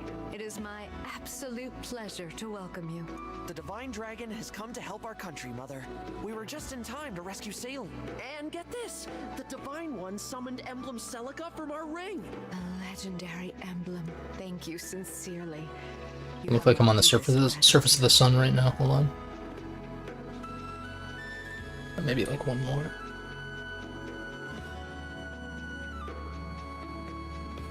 It's a little bit better. Still too bright, I think, but I'm also pale as shit right now. That's definitely better. My family is safe because of you. You are blessed with the same powers as your mother. Well, she's How is Lumera dead? she's gone. My mother passed away. No, that's awful. I'm so sorry. Some intruders entered the castle. She gave her life to protect mine. Oh, I'm glad that I could spare your children the pain. my heart goes out to you, Forgive me. I just wish I could have saved her too. Divine One. While I cannot take away your sorrow, Excuse me? you meet with her and then lose her so soon. I can only imagine how painful. Oh, I thought. it was. Okay. I thought she said something else, and I was like, what?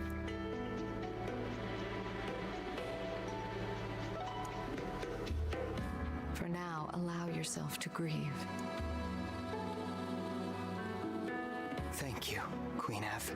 Your warmth, your kindness. It's almost like she's here with me. I feel bad laughing off the melodrama and shit, just because, like, it's hard to take this story too seriously. It's a little cliche and, you know, whatever, but at the same time, I'm like... Better. I'm sorry you had to see me Just like take that. it for what it is, I guess. No, we shouldn't have dragged you into all this. I'm sorry, Divine One. As am I. But if I hadn't left when I did, what might have... I'm proud to serve people in need. Thank you. Now, the Illusian leader. She said her... I take it that's why the corrupted are appearing in... Now there's no question that the Fell Dragons have... Which means we need to hurry. Head them off before they... Queen Ev, your Of course. Thank you very much. There is something you should... My kingdom has another emblem ring in... What? There is another ring? Here in Firene? I'm interested in checking out some of the supports,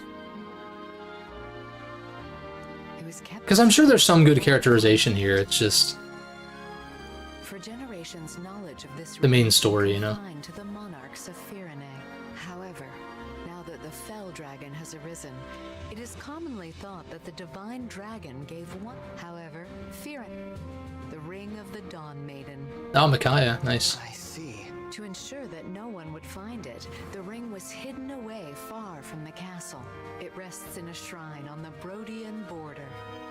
I'm glad that Micaiah is getting a little bit of love. Ruins. What? You do? Yeah.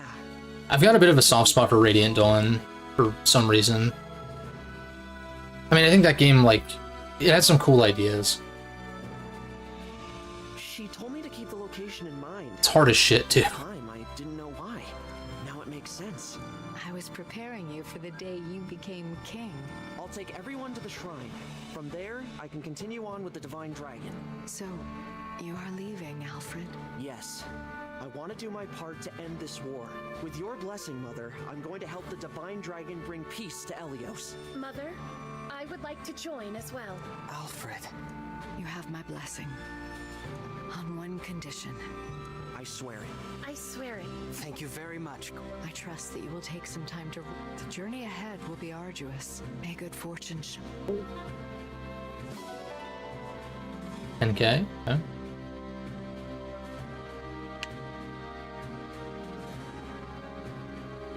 I feel a sneeze potentially about to happen, maybe.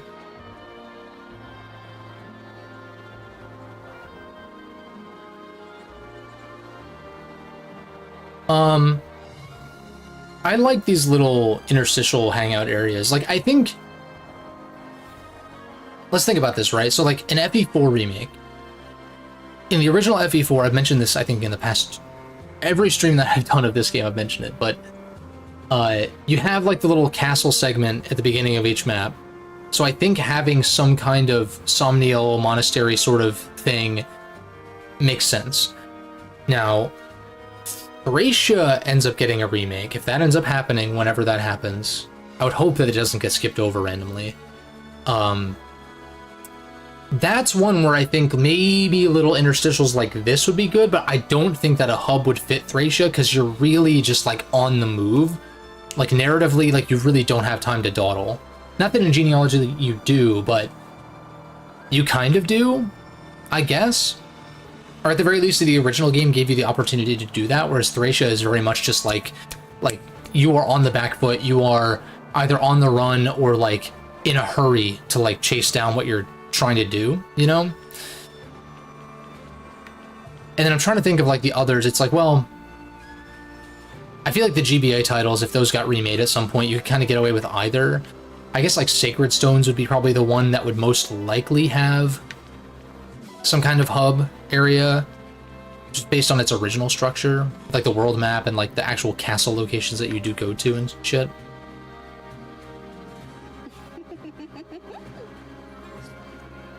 And then I think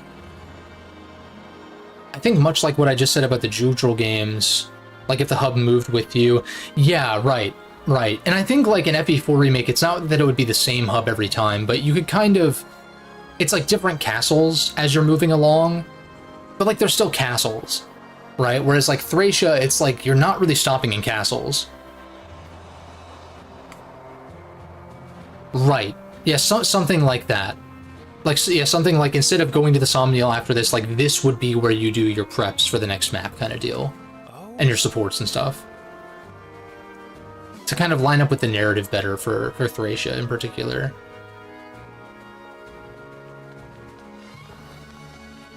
But like for Tellius, I almost feel like Path of Radiance, I need to replay the Tellius games. I feel like Path of Radiance you could do either way. But that would be the one that would most likely, I think, have actual hub areas as you go, whereas instead of these little interstitial ones. Whereas maybe Radiant Dawn would be more interstitials or something, I don't know. But I kind of have a feeling the Tellius games will just get remastered instead of remade. Thanks. Not that they need a full-on remake, but like I think it'd be cool, because like I just really like those games. But then again, I guess if I like those games so much, then why do I want them to be remade per se? But Divine One. it's mostly because Fire Emblem remakes have a pretty good track record, in my opinion. Thank you so much. Barring the forced Avatar bullshit in New Mystery. So,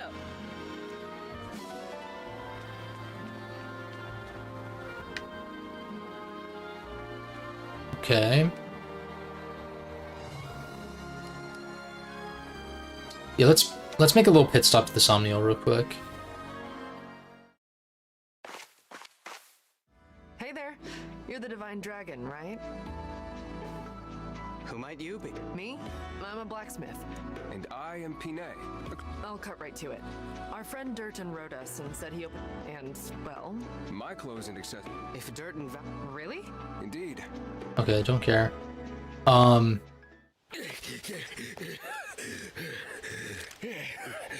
There was something I was gonna say. I think I lost him. really? You sure about that, darling? You're shaking like a leaf. I feel like Rewind thus far, like I feel like maddening is definitely better balanced here. Those guys were tougher than they looked.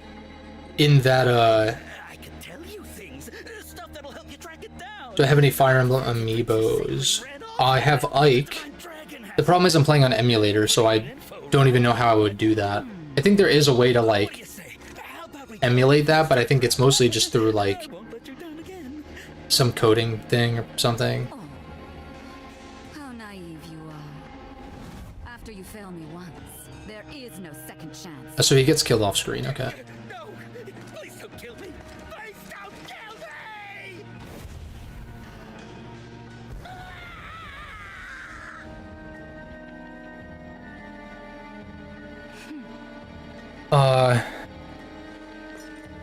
If you compare what I've done thus far to, like, I am sorry. is it chapter 3 of Three Houses, where you take down the bandits? Like, this is so much less egregious on maddening. Amiibos will allow you to put on Fire Emblem character outfits. I bet there's a way to emulate them somehow, if I really wanted to. I was expecting to get at least one. At least now we know that Lumera is dead. Yes, but there's another divine dragon to take But at the same time, I'm like, think about the circumstances where I rewound in the last chapter. They were pretty blatant misplays. Like, it wasn't really down to RNG of like, oh, that's a bummer, let's re-roll that. It was more like, oh, I placed this guy poorly because I didn't put as much thought into it as I should have. And therefore, like, in theory, you should be punished for that, for, like, making a bad play, right? Isn't that kind of, like, the crux of a strategy-oriented game, is, like, you make a bad play, you get punished for that, right? And so this is feeling, in a good way, but also, like, I'm a little mixed. It's feeling like Shadows of Valentia, where I'm like, that game you could easily do a playthrough without rewinding and, like, be fine. You'd lose some units, no doubt, because, you know, people make mistakes and all that, but, or, like, RNG might get you once or twice.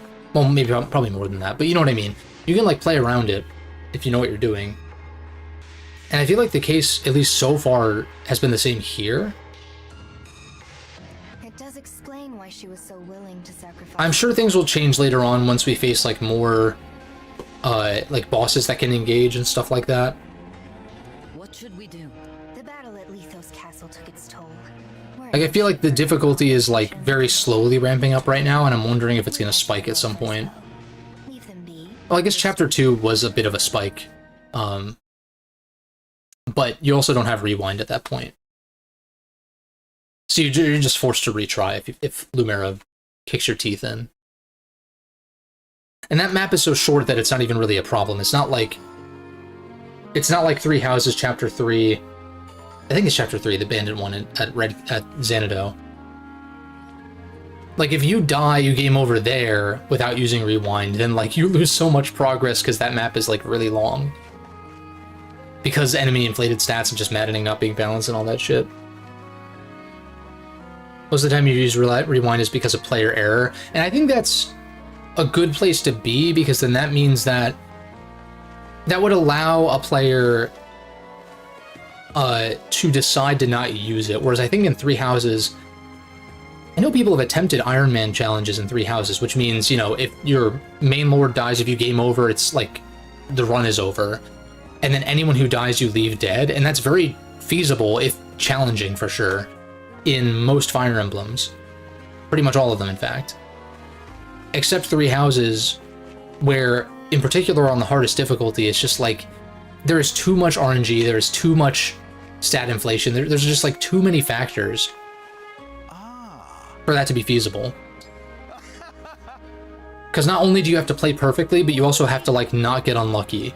Even once, lest you lose a unit, and losing a unit in Three Houses, as I've mentioned a lot in the past, is so much more of a loss compared to most Fire Emblems, because most Fire Emblems give you a bunch of units so that you can afford to lose a few of them and replace them over time. And like in Awakening and Fates, for instance, like that's with the child units in particular, you kind of stop gaining regular units in the traditional sense after a certain point, which I'm not as big of a fan of. I like the child pairing kinds of stuff mechanically, sure, but it's just, you know, it's just like a balance thing, I guess.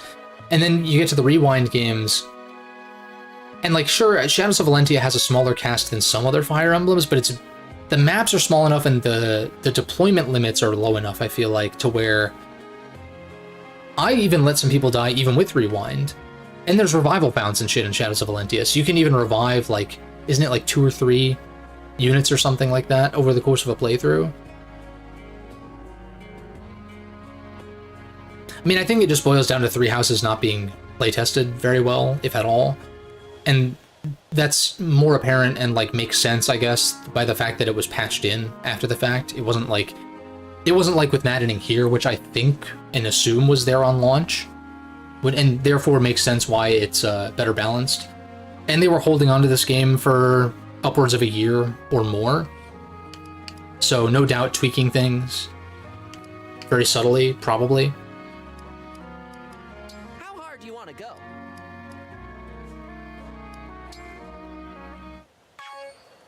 I guess we'll do this. I don't really like... I guess I could just ignore this, but Looking good. the strength buff is nice, I suppose. Perfect. Looking good. You've got this. But yeah, balance-wise, this game reminds me of Shadows of Valentia a lot more. Perfect. Nice. Which I think is good. Like, I think Shadows of Valentia's hard mode, which is the hardest difficulty, there's no maddening or lunatic or anything, I do think that is on the easy side for being the hardest difficulty. But at the same time, it's like you have rewind, so it's like, okay, do it without rewind, and then it's definitely a different story. Still not the hardest Fire Emblem by any means, but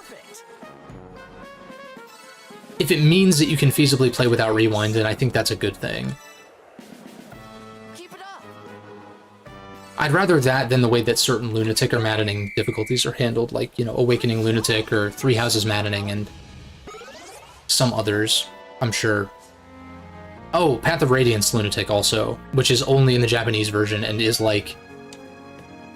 I forget, there's like some modifiers that are changed that just make it like bad difficulty by a lot of metrics, even by like Fire Emblem veterans. Like people who are way more experienced than I am would agree.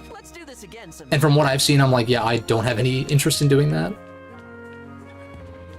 It's shit like where, I don't know if it's in Path of Radiance, I know Radiant Dawn hard mode, it removes like the weapon triangle, and then it also removes like panel benefits based on your like affinities or whatever the fuck.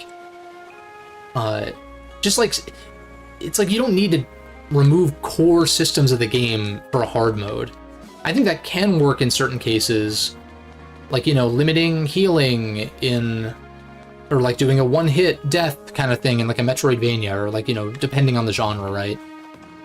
But in an RPG of any kind, when there's RNG out the ass, even if the RNG is like fairly balanced, it's like there's still RNG elements. It's like, well, I'd rather you just keep the systems intact. It's similar to like what I've said about it's like Mega Man Zero, for instance. Like hard mode, you can't level up your Z-Saber, and so it's like, okay, so you want me to just play the game but without the fun stuff. You basically just don't want me to have fun at that point. You know? It's like, don't strip out core systems for the sake of a harder difficulty, unless that's like a toggle on top of difficulty modes or something. And I'm sure there's an example that I'm not thinking of that does this well, like what I'm talking about being a bad thing. I'm sure there's an instance where it's done well, but I can't think of one off the top of my head.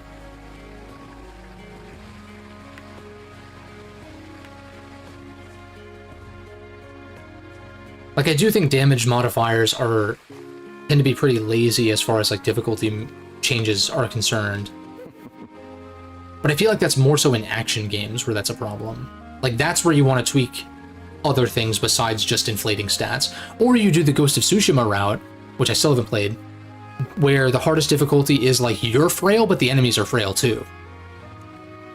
Instead of like you're frail, but the enemies are sponges, you know? Because that's not fun. It's like harder for the wrong reasons, you know?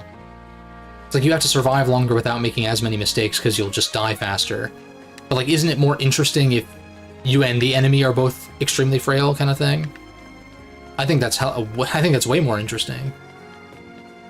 Because it still requires precision on your part, but you're not like punished for not making a single mistake over the course of like 30 minutes in an encounter or some shit.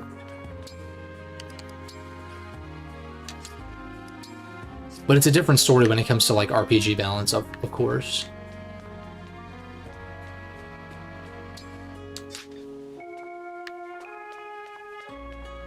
I think another thing that like Shadow Dragon does really well is that not only do you have map saves, which may or may not be tweaked based on difficulty, I'd have to look into it, but like placement or like the number of them, that's definitely something you could modify across difficulties, but Shadow Dragon had like normal mode and then it had 5 hard modes. So it had 6 difficulties, not 3. And I guess technically with classic versus casual, you could technically say there's 6 difficulties, right? Easy classic, normal classic, hard classic, or normal hard, whatever it is. The 3 difficulties across casual and classic, I guess. But like, to me, classic versus casual is more of like an additional modifier as opposed to like being its own difficulty mode per se, even though it kind of is. You do have to play, you can play the game differently, obviously.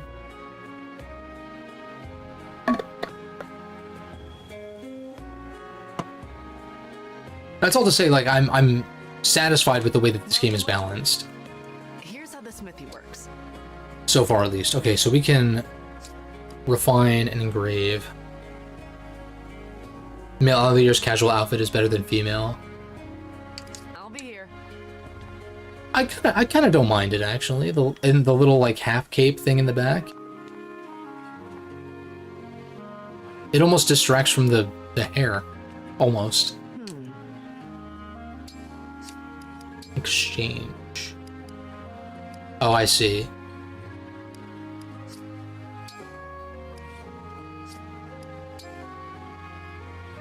What does engraving do? Oh.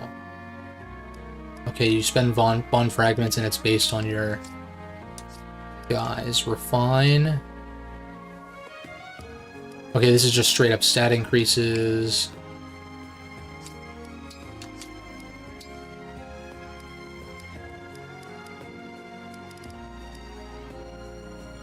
Does cost a lot of materials though, I guess is the issue. I'll be here. Engraving is huge. Let me look at those modifiers again.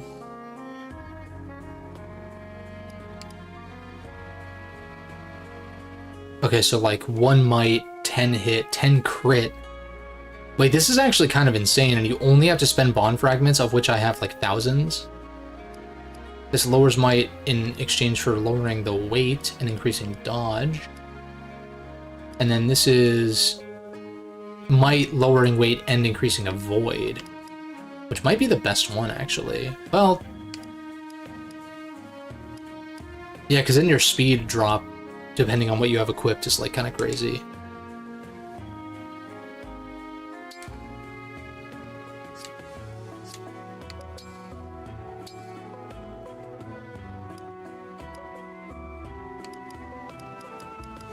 Yeah, I feel like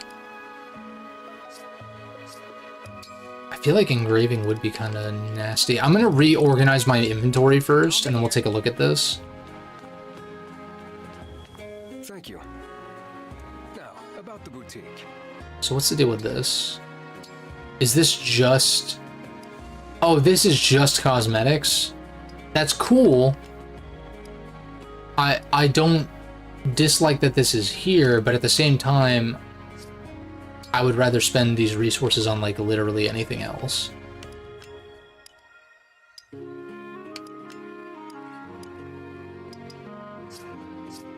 Yeah. So cosmetics, fine. I'm gonna ignore the shit out of this. What do you have for sale again? Do you have like staves and shit? That's right, I didn't even buy a another heal last time. I didn't buy anything from here. And I guess I can buy like before a map starts anyway.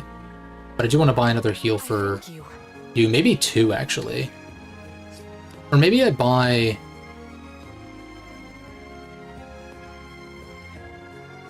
I mean, I can buy this and send it to the stock. We'll give you 2 heals for now. Might as well just buy that because there's only 1 in stock anyway. In which case, I guess I could just buy all this to clear the stock.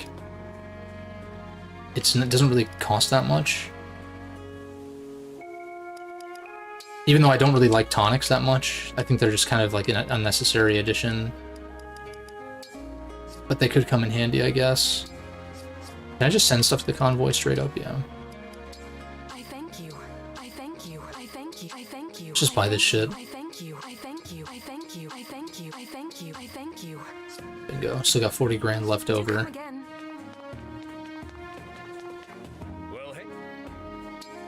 Well, hey there.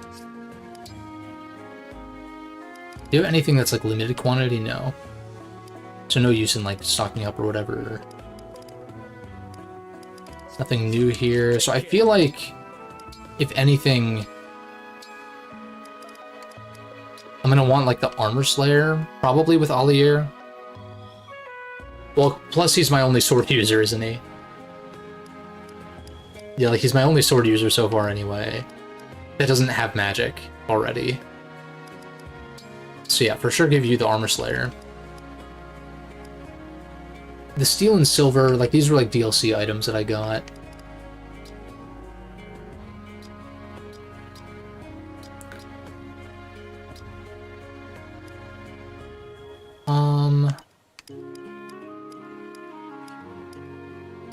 Slim Sword has slightly higher hit, and it has a bunch of dodge. So I actually think keeping a Slim for, like, dodge tanking or, like, baiting an enemy wouldn't be the worst thing ever. Is the Iron Sword kind of redundant?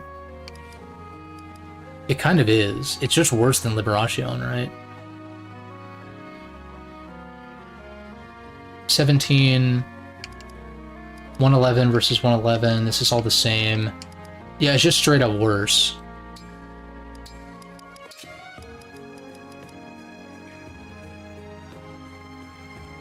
I know these are pretty busted, but, like, because I have them, I'll just use them. On subsequent playthroughs, if I think they're actually too broken, then we can just bail, but... Listen to me talking about replaying this game before I even finished it.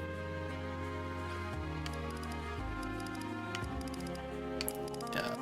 Gotta figure out who I want to use these stat boosters on, but I'm still kind of feeling out who I want to actually invest in, you know? You need a Vuln, which I'll buy. Steel Axe, Silver Axe. I mean, I guess giving you like a Silver Axe if I really need to do damage desperately, but it's not that much stronger than this.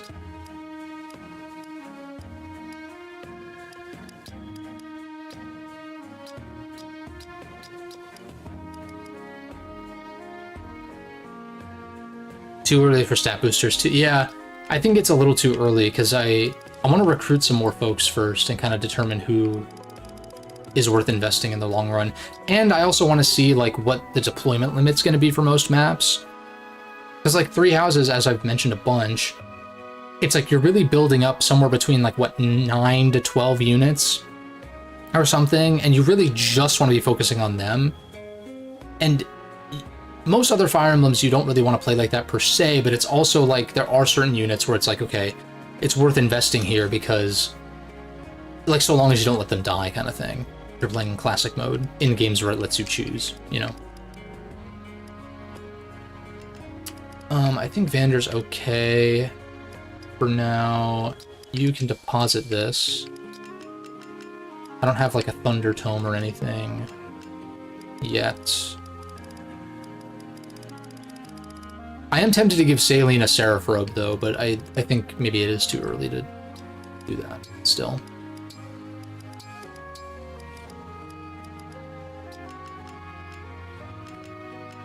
No other arts.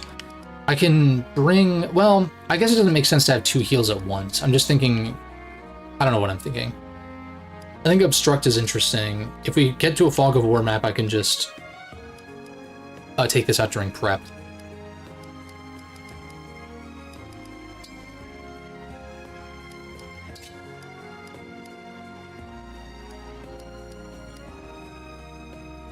Initiate art. I mean, there's a speed debuff, but other than that, it's like pretty much just better straight up.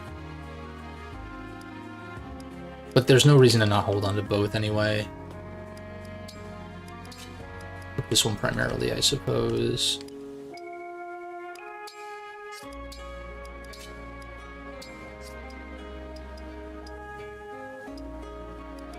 The Slim weapons actually did come in handy quite a bit, though, last time.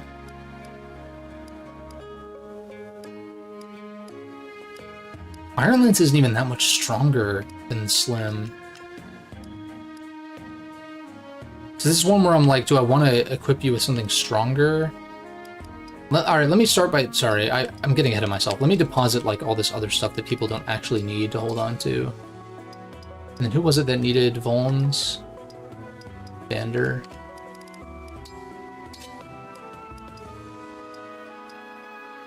You only have 1, which indicates you've been using them a lot.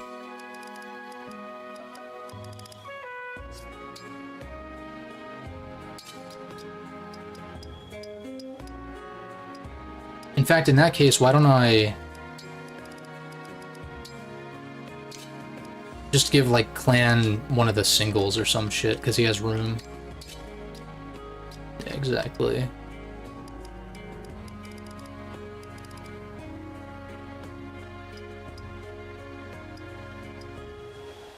We'll buy one for you.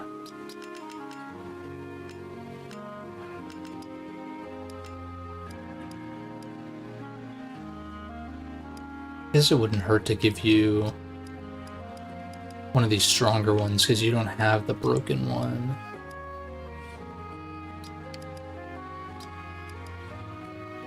I wish I could just straight up compare.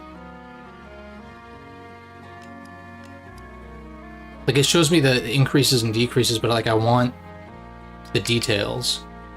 So 90 hit versus 85 hit. It has higher crit, higher might. Pretty much everything's the same. So it's kind of like a better close range hand axe. Stat-wise. Slightly lower hit, but like, that's just axes, you know? And then silver, it's more so the speed debuff here, for like a little more increase in might. I feel like silvers are going to end up being not as great.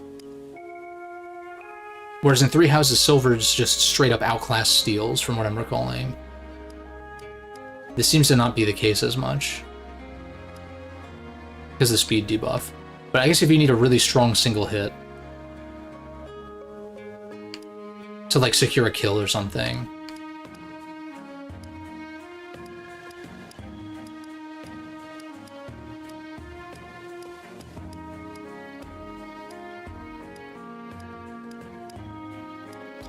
I think I'm gonna give you the silver. Just if I really need to hit, like, land something strong. Some of the calcs that I've been seeing, it's like I've been short by like a few damage, you know, like I need like 2 more damage or something, and it's like something like a silver would give me that extra boost that I need, I think. Slim versus iron. I actually think, I mean, you don't really want to be using your sword anyway. What's even the point of that? Unless she gets like a unique sword or something later on.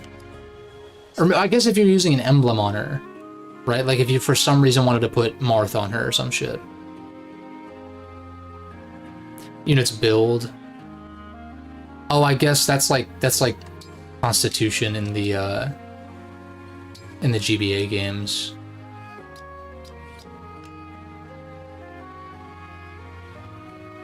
Right, that makes sense.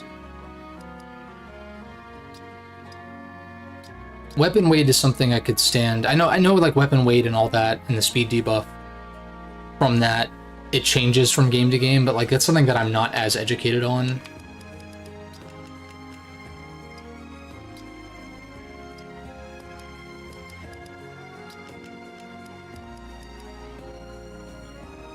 I don't really see why she would want to use a sword. In which case, do I just give you the silver? In the case you need to hit like a magic user or some shit. And you just really need the damage or something like that. I guess.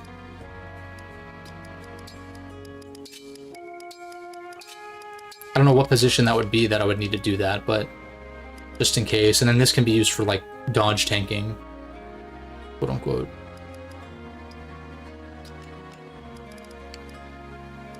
I think same deal here, where like I'll give you the silver.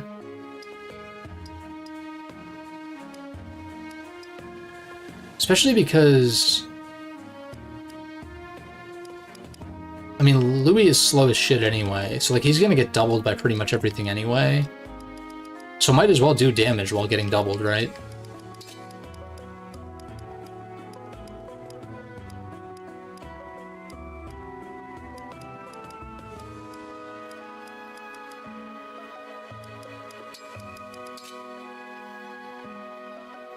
Oh, who do I give the Rider's Bane to? I guess whoever doesn't have Sigurd. And I said I was going to give Louis Sigurd because the movement bonus he would really appreciate. Oh, but I could give Chloe Sigurd, though. And have her be even more cracked.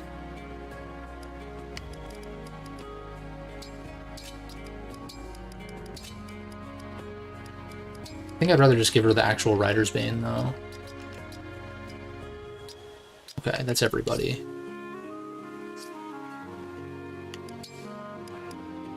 God, like the gacha ring stuff really just... I get that it allows for everyone to have something equipped. but I think it's too much. Just wholly unnecessary.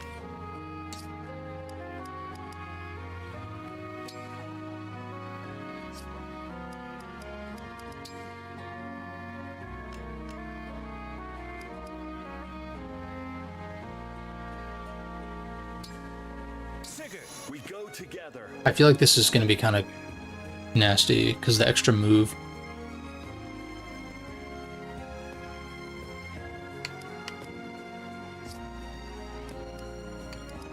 Oh, I guess especially if I can inherit stuff for Alfred. So I guess that's something where like maybe I do keep Sigurd on Alfred just to inherit some stuff first.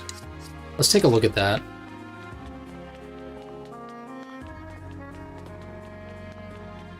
This isn't here, right? And then hopefully we'll be able to squeeze one more map in. Inherit skills. So what's your deal? Requires level 5. Oh, that's right. I need to like do the bond thing too.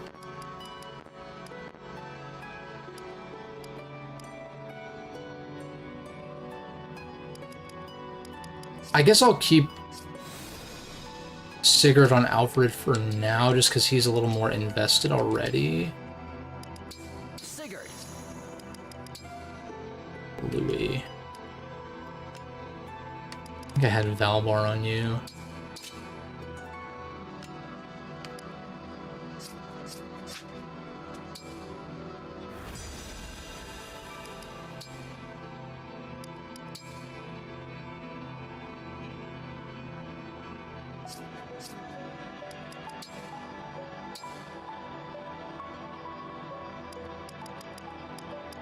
So what did I establish? That this is kind of bad, right? If the unit initiates combat, you get plus 15, but I could just get plus 15 anyway. For a lot more expensive, obviously, but no condition on that. Or I take just the avoid plus 10 for a little bit more kind of deal. At the start of player phase, if HP is 20% or less, and I guess these are redundant if you're going to keep the emblem ring on them.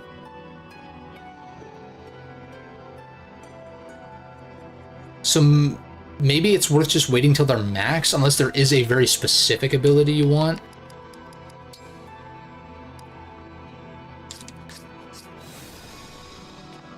So order of operations is like you do the bond things, and do supports and stuff like do the bond events so that way you can level them up more. Then check this other shit.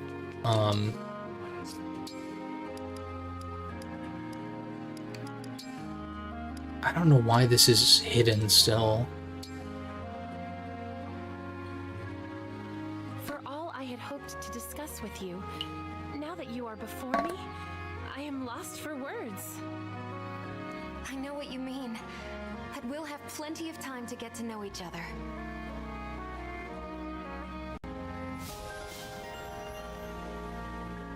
Okay, so now she's level 5.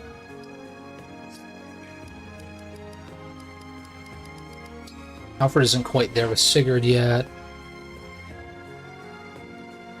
It can go up during level ups. Okay. Is the arena open? Oh, maybe.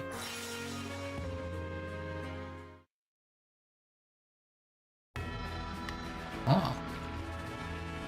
Why is the map so large? Okay, so you can inherit skills here. Standard, you can have a unit and an emblem trained together to increase their bond level.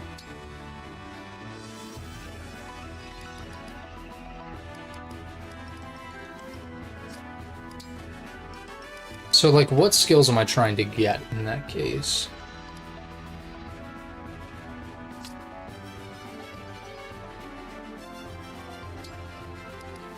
Like, Resonance and Holy Stance are there by default.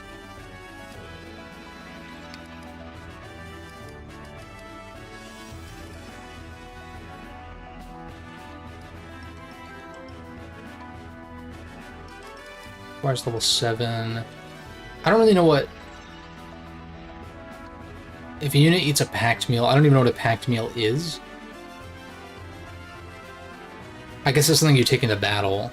like an item you would eat, and you can max out your meter by using that. Seems like it could be useful, maybe. You aren't quite at 5 yet, but Canter is good. Momentum is crazy.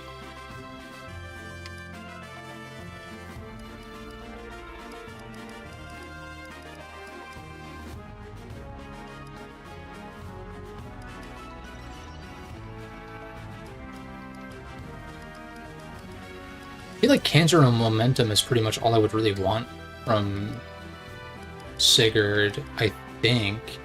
Like, the extra hit and, like, the lance, like, attack potential is, like, I guess it's okay, but it doesn't seem as good as these movement-based ones, like, Momentum especially.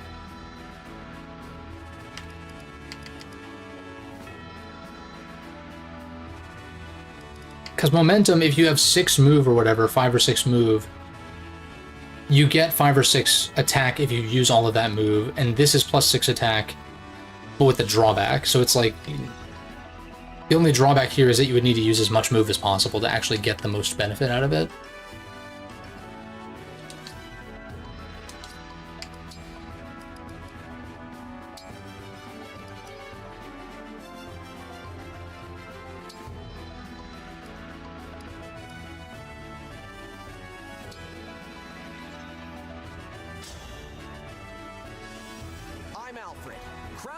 Of Firene.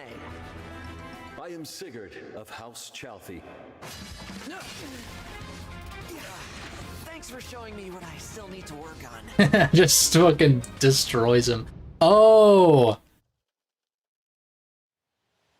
Oh. I've wait. killed the Divine Dragon lots of times over the years. We're practically family. Oh, you still get the benefits then. Persistent presence can form bonds deeper even than blood. They are to be cherished.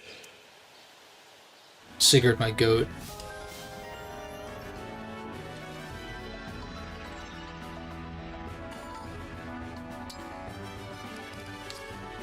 Now we do... Oh, I guess it automatically did it for me. I see, okay.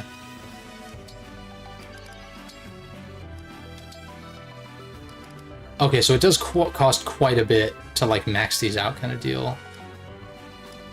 You get a Brave Lance? Sword proficiency. As in, like, you can now use swords? That makes sense. I mean, what's funny is Sigurd using the silver sword that you're gifted is, like, the most broken... It's, like, the most broken weapon he has in FE4. It's not, like, a unique weapon or anything, just a silver sword.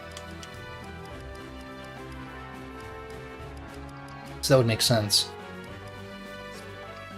I think I'm good on this for now, though, especially because I specifically wanted to get Canter and, what's it called? And then I can throw Sigurd on Louis. Oh, I just don't have enough SP, but I have those items that I can do.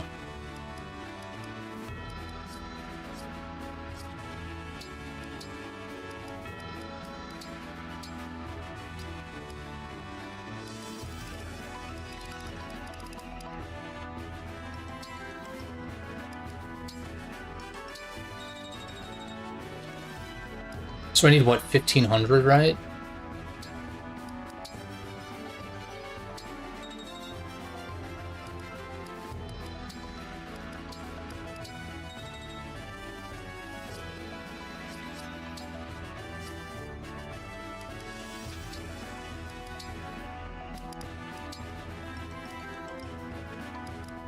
Oh, 2,000.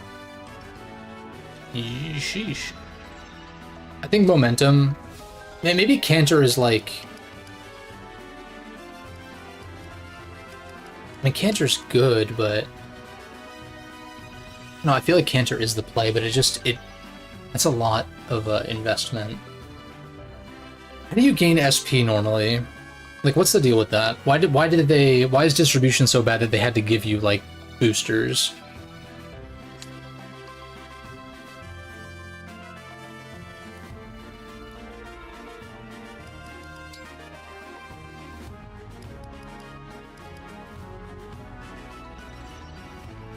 I feel like this is bad. It's basically at the start of player phase, if you're gonna die, you're gonna slightly not die, but probably still die. Best case, you get to 39%, right? Which is better than 19, of course. Or like, you know, going from 1% to 21% or something, but like... I just feel like that's not very good.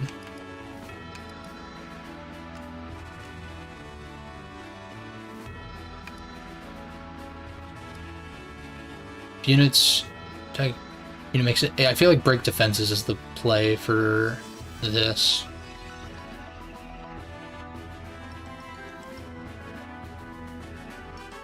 If I'm gonna pick one for now.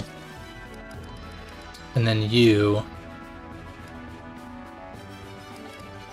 I don't see a reason to purchase Holy Stance right now because I just already have that with Celica equipped, so until I have more options... Like I get Micaiah or something and I want to swap them out for whatever reason. But these also just seem kind of underwhelming to me. SP equals XP gained. Okay, I might not have caught that when you mentioned it. So every level up you get only 100 SP. That's kind of that's like not very good, I feel like. But then again, it is pretty powerful to get these permanently. I understand that, like getting some of these. I think these are not worth buying right now. With an emblem ring, 50% with just a bond ring and 0 without a ring?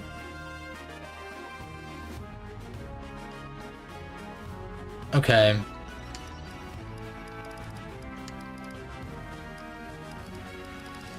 I just wish the bond rings weren't, it wasn't a gotcha thing.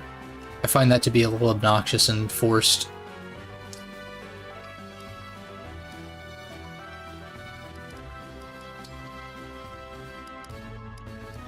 So we got momentum from you.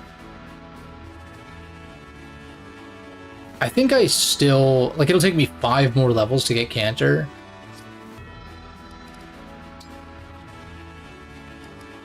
Really want break defenses on you. 4 more levels for that. Or fewer because I have a few 100 items. Also begs the question, when I highlight these, it should show me the amount of SP I have total. Like, I shouldn't have to use it for it to show me. It's like little shit like that. It's like kind of annoying.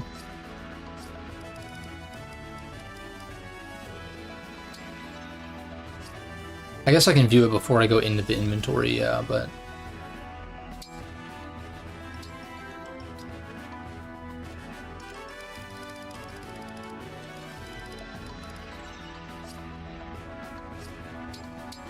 Like, maybe I'm getting a little overzealous here, but I feel like Cantor on... Maybe I just stick with momentum, and then I just wait until I can buy this, but I think I'm still going to swap Sigurd to Louis now. Because I don't think there's anything else that I really particularly want from Sigurd on, that I can't already purchase once I have enough SP.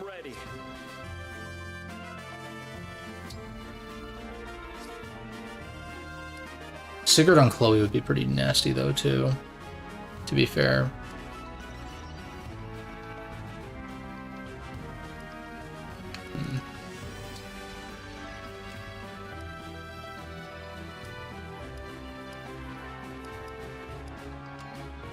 I kind of hate the bond rings.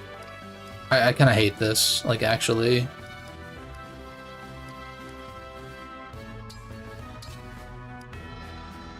Obviously, going for the just equipping the highest rarity ones that you have is usually best, but, like, I don't need all of the, like, it's just too much. Oh, also these, I guess, I forgot. Oh, but these are already equipped, I see. Yeah, that's right.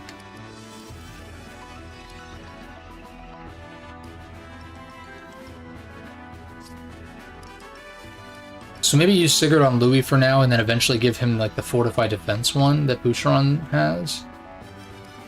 And then put Sigurd on Chloe, I suppose. Until I get something else, I guess. So what else? I'm still wrapping my brain around like all the things I can do and making sure I don't like skip out on stuff by accident. Until I want to equip Marth on someone else, I think I just don't buy anything with Altair for now. If I ever want to take Marth off of Altair for whatever reason, which I don't know if that's going to happen or not, then I can buy break defenses, but for now I already have it, so I think we're okay.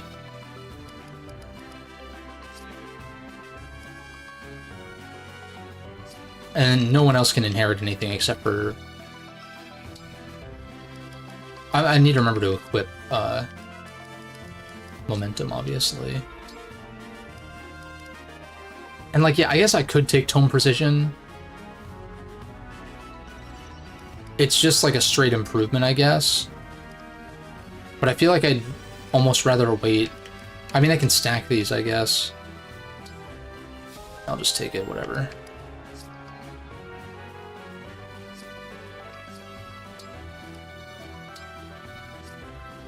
Now, how do I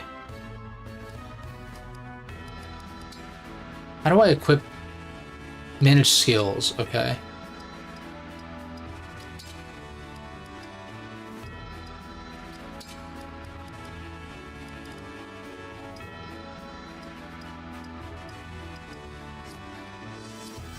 I do appreciate how skills are streamlined to an extent, but yeah, the bond ring system is just too much.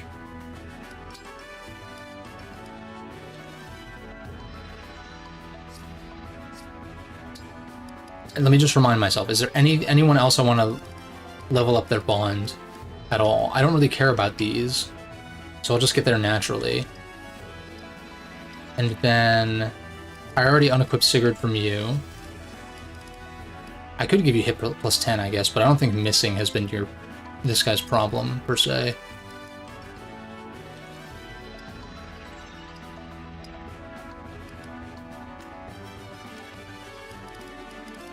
Am I in a rush to get these? I don't think so. I mean, I guess it doesn't hurt to... Well, I could do it with Louis, I guess, right? What's the limit on these? I guess how many bond fragments you're willing to spend, right?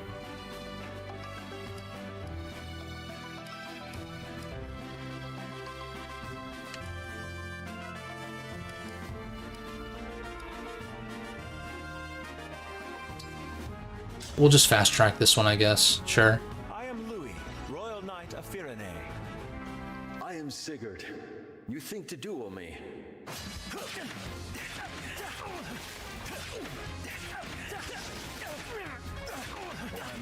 Damn, if he dodged one more, he would have beat Sigurd, which is kind of crazy.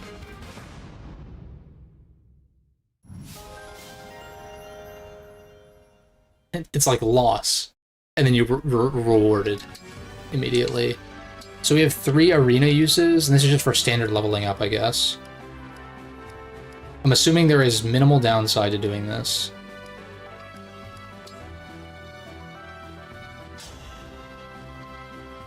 I'll be your opponent. I shall serve as your Oh, opponent today. God. How unlucky. You're as strong as I expected. Okay, we still gain some experience. Managing nerf the XP in the arena. That makes sense.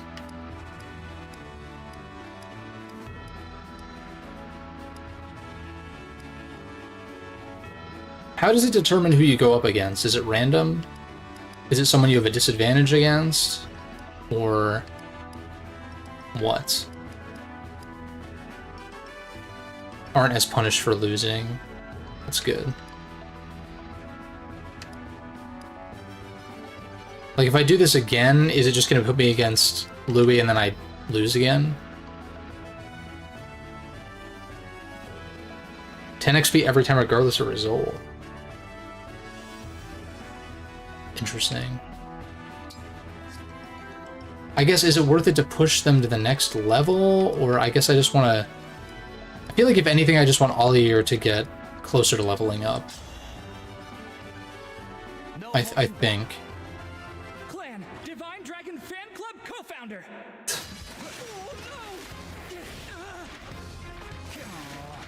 Lost. Somehow I won.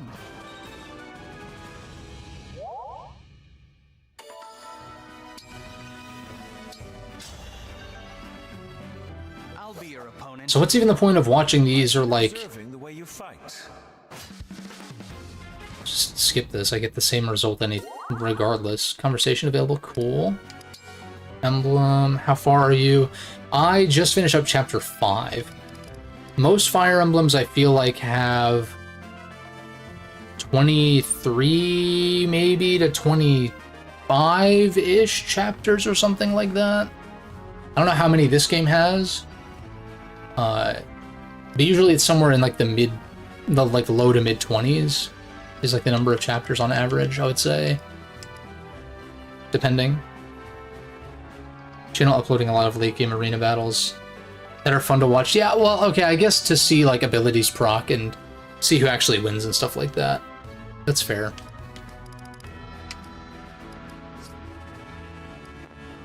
But I'm like, if that's the result every time, then why not just have it be like a training thing where it's just like hitting a sandbag and you get 10 XP regardless? I guess because what you're saying, it actually becomes interesting later on to watch, maybe.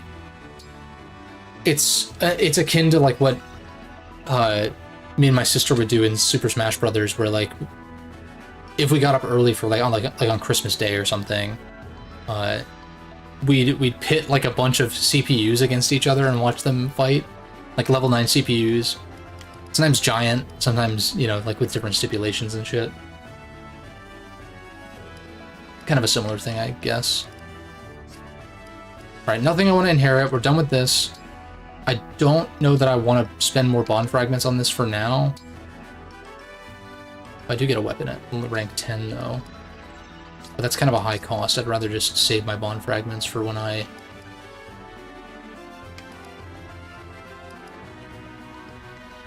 Yeah.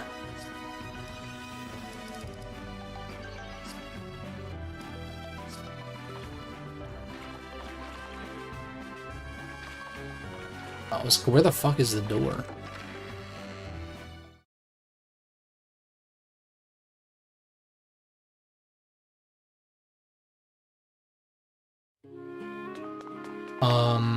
Supports.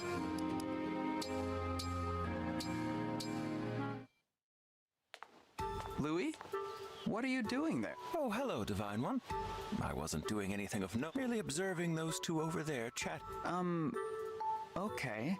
That is the question, is it not? There are all sorts of philosophical implications to the simple act of asking why. To which I suppose I would respond, for edification. So you watch people chat in order to learn things? Precisely. There is deep meaning in through observation. Many delightful and subtle details reveal themselves. When one treats them as one would treat a gallery piece, can there possibly be any harm? I think maybe what's right or wrong goes beyond rules and laws. There's courtesy and decency. If you knew they didn't like being watched. But of course, I would never elevate my appreciation above them. Just so we're clear. Well then. Very good, Divine One. I trust that I have So what you're saying is Louis likes to watch.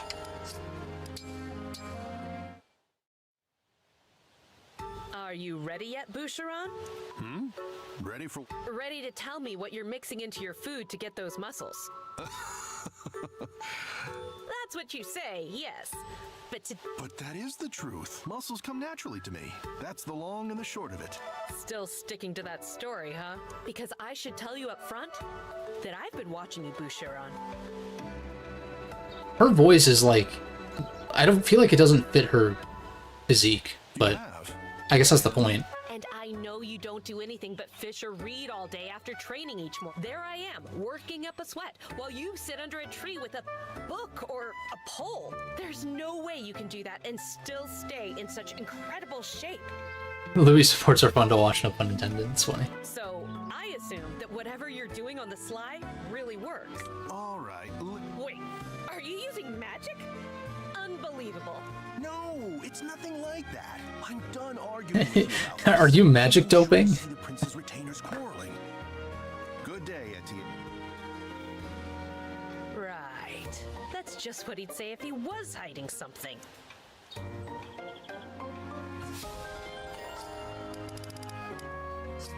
Okay, that's all for supports for now. Who has a support with who? Oh, I guess we don't get the little silhouettes for characters we haven't recruited yet.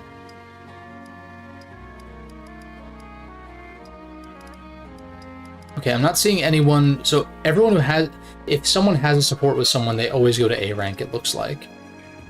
I kind of liked in Three Houses that some were limited just based on like how well they meshed personality-wise.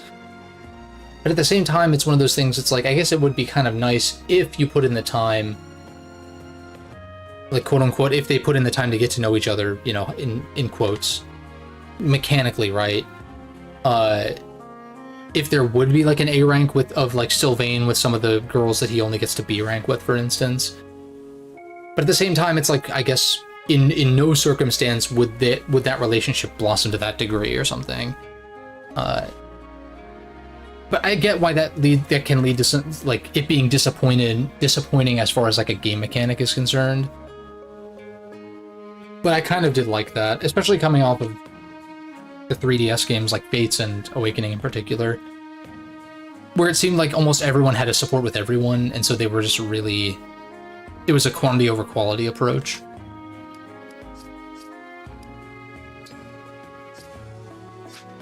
Okay. I don't know what this is. Oh, I see bond effects. Doubles users gained experience.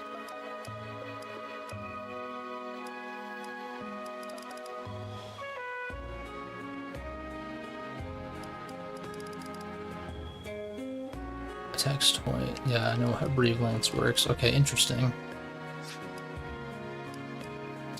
Is there anything else I want to do? Maybe reinforce some stuff, and I also need to buy a Vuln for Alfred, I think. Well,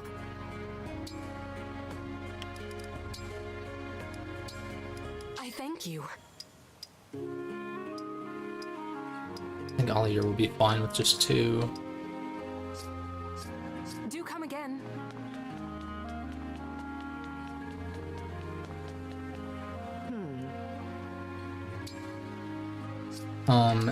Yeah, engraving seems pretty busted. I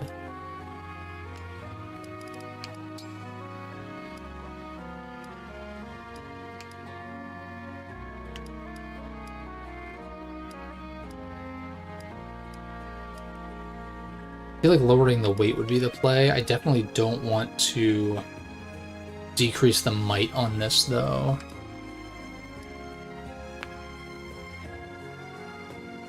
Although maybe this is better, because just decreasing something so heavy by 1 is really not going to make much of a difference. So I think I just lean into going for damage.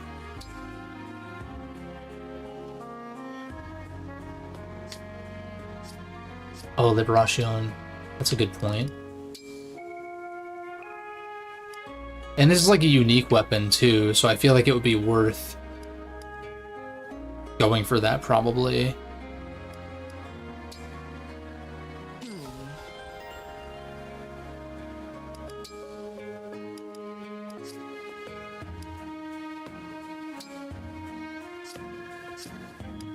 And then engrave, and then I can engrave on top of that as well.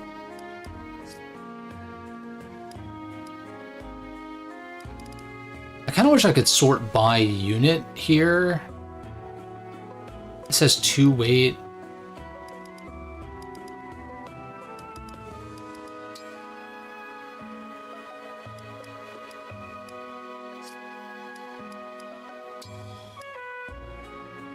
I could really make these dodgy if I wanted to.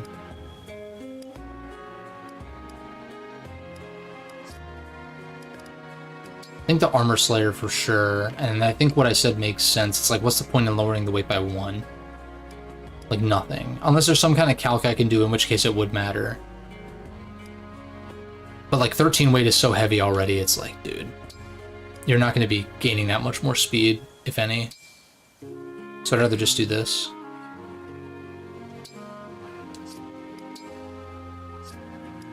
Oh, wait.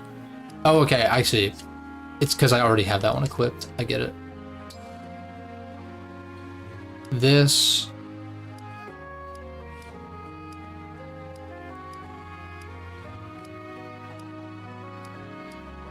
I feel like the weight decrease might actually be good, though, on something that's already so low.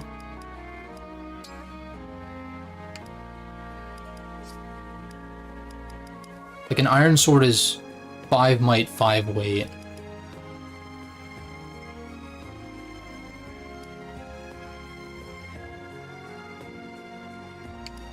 Slim is 3 might, 2 weight. I mean, this is already so significantly better. It's not quite as light, and it doesn't have the extra dodge, though, but...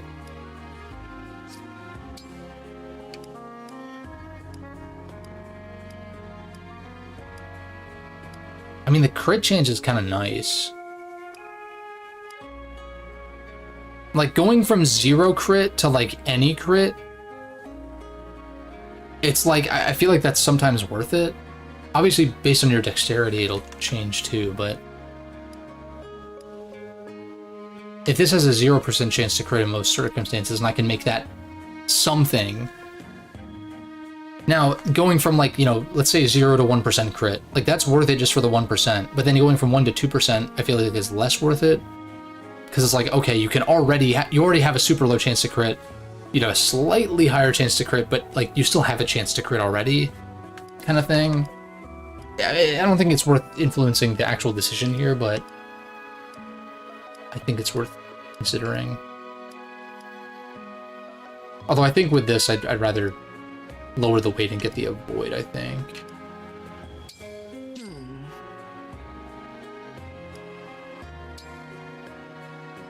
This one...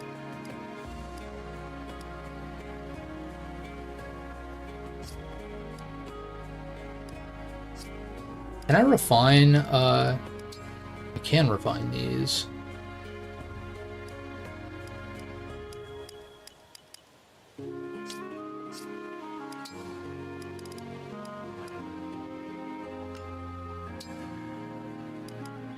Oh, I see it costs 400 for these, for this one.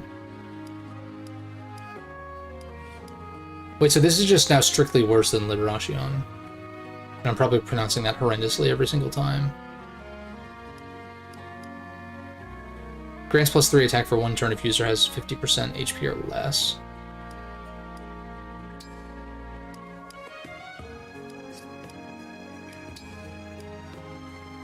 $11, $5, $20.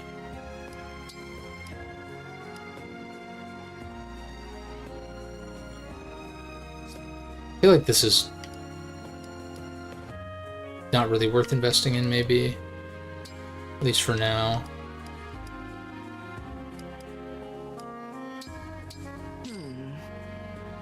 Oh, wait. Oh, you can only have 1 at a time. I get it. Alright, that was a waste. Well, whoops. I see. Whoops. A little bit of wasted bond fragments, but that's fine. I think the Armor Slayer is one worth investing in, and this is also worth investing in. Alright, in which case, so like Celica, it lowers might for the sake of weight and dodge. I don't know what I'd want that on.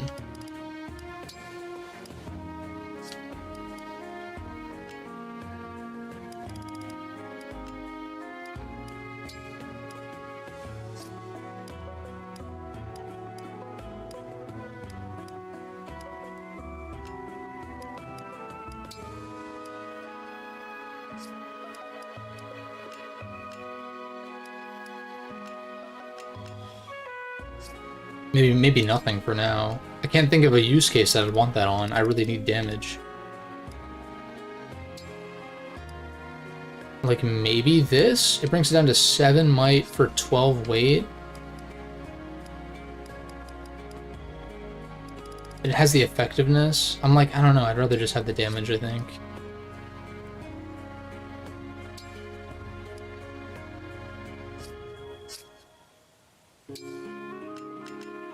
Maybe on a slim, like, something that already is weak. And you do it for dodge sake, maybe? I don't know.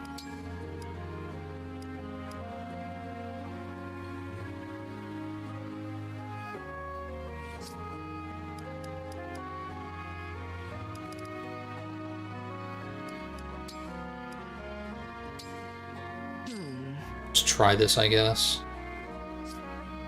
I'll be here. Okay. I think I'm good to move on. It's already almost been 3 hours, which is kind of crazy. I'd like to do one more map and then probably call it, just because I feel like doing one map per stream is kind of like crazy. Oh, we got a paralog. Maybe we do the paralog then.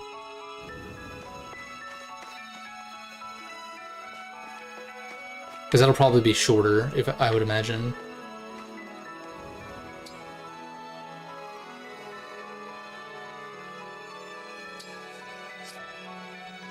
Suggested base class level 4.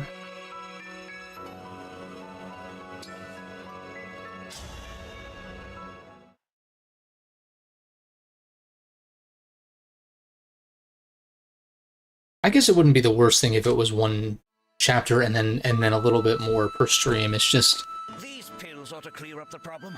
it's a lot. Let me know if the pain persists. But then again, usually I don't stream games that are like this long. And you're looking chipper today. Father, isn't it time you took a break? Thank you, Jean.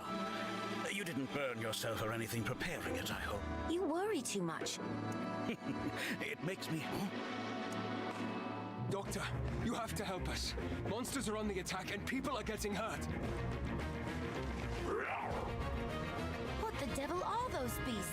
This will get ugly. Jean, go and hide. This way, everyone! I know Father told me to hide. Recruitable unit alert. Probably. Later chapters will take more time. Yeah, and I mean, that's fair. That makes sense. Get moving! There's shelter at the clinic. Keep your wits about you, everyone! We can't stand idle with the corrupted on the loose. Let's save those villagers. Are you all right? Get to safety and leave the corrupted to us. You don't have to tell me twice, but there's still a few left who do. We'll do everything and They'll love you for it if you do.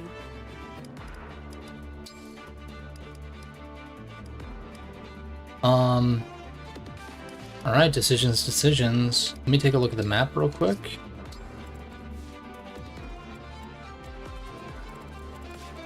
There's 2 villages. One's pretty far, near an archer.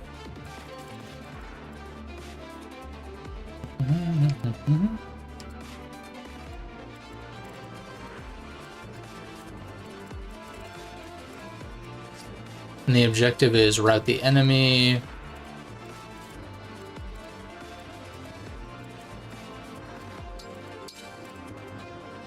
I think not taking Vander makes sense because I don't really want him to soak up EXP.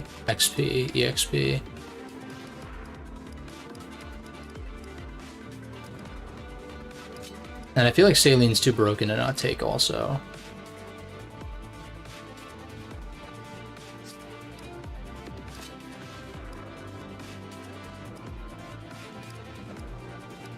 It's really like, who do I want to invest in? And I think the answer is...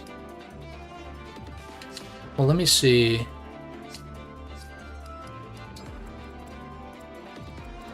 I only have one sword user, so trying to play around that doesn't make much sense, but I'm really looking for... It doesn't look like I have much of a use for axe users. There's one lancer.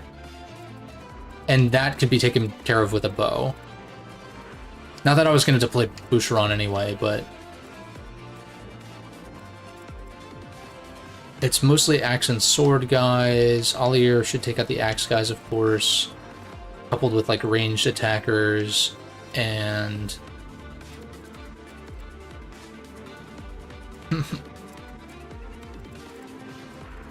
I'm sure he'll get more use. It's just I think in this map in particular it doesn't make much sense.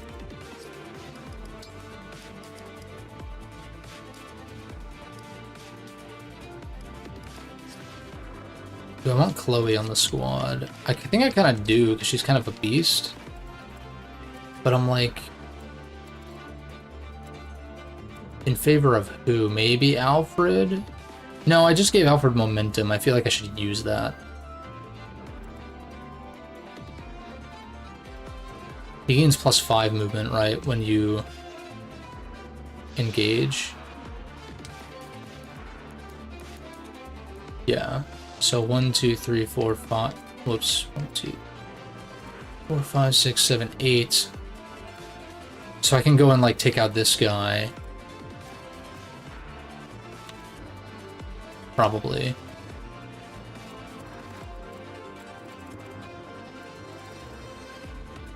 I'm gonna want Etier to like intercept this guy. So she's in an okay spot. And in fact, I can do 1, 2, 3, 4, 5, 6, 7, 8, 9. I could even put him one space further if I really wanted to. I'm gonna engage off Rip and go for this dude.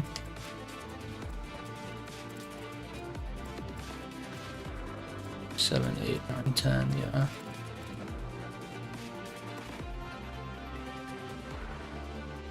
I guess I could bail on Fram if all she's gonna do is heal, and I have plenty of vulns.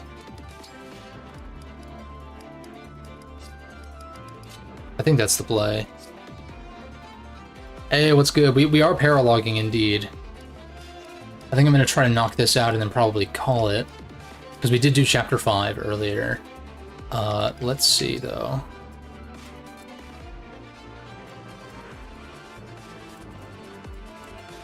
So I can't move Allier at all. You're just out of range. Okay, this is a good spot for you, I think, because you can attack this guy. And then maybe...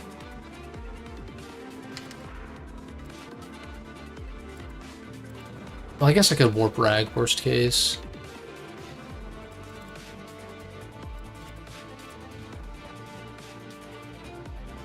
Do I have too many Lance guys right now?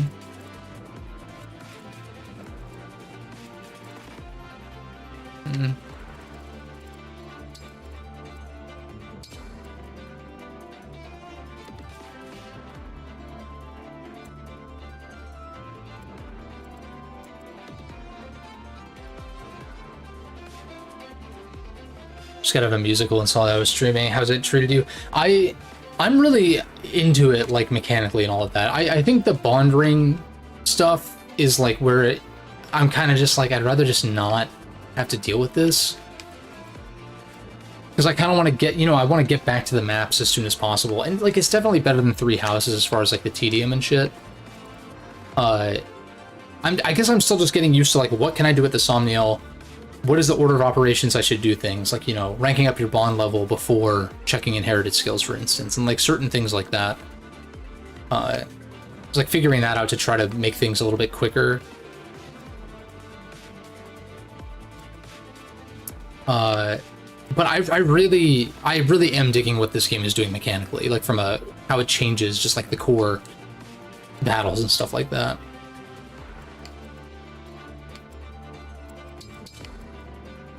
Alright, there's no way for Clan to reach anyway. I think we'll just rock with this and see if this works.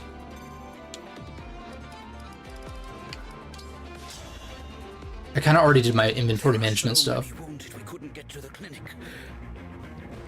Father, I'm here to help. John, I thought I told you. I can't stay hidden away when they're after all, Father. Am I not your son?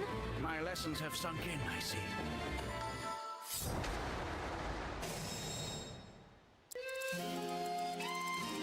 What a lovely scene. Power blooms in me. Your orders, please. Won't you join me? Pretty lit. Maybe I actually put you on this side. So that way I don't aggro like everybody and their mother over here. Oh, but I could override from the other side, I guess. Yeah, I think that's actually the play then. Maybe.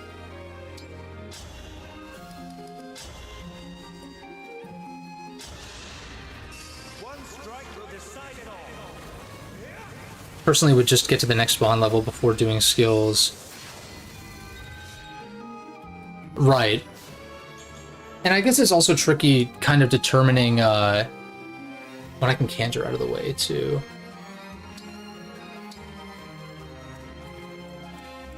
Like, SP does seem very limited, so, like, I've been trying... It's been tricky to figure out, like, who do I want to give my SP boosters to, and kind of, like, figuring out how the skill systems work.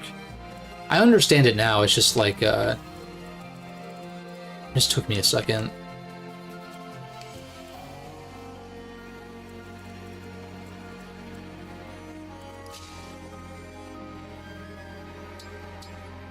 No, I think we just...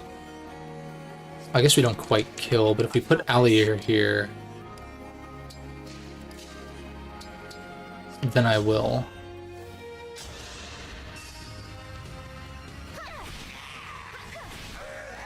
You were beautiful while you lasted. This might be bad, though. I might be... Am I in danger? 17... plus 10? I mean, yeah, okay, I'm in a bad spot. Gotcha. I'm happy to help.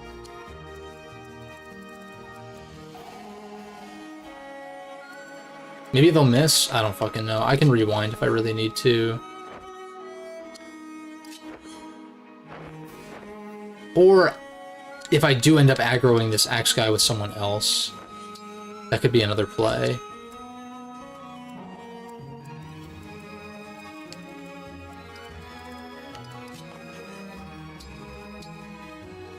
That might be the play, in fact.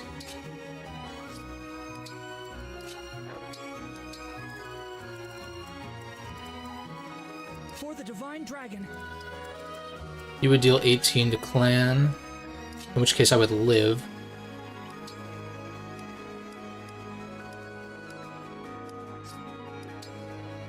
Don't know how much use you'll get out of this.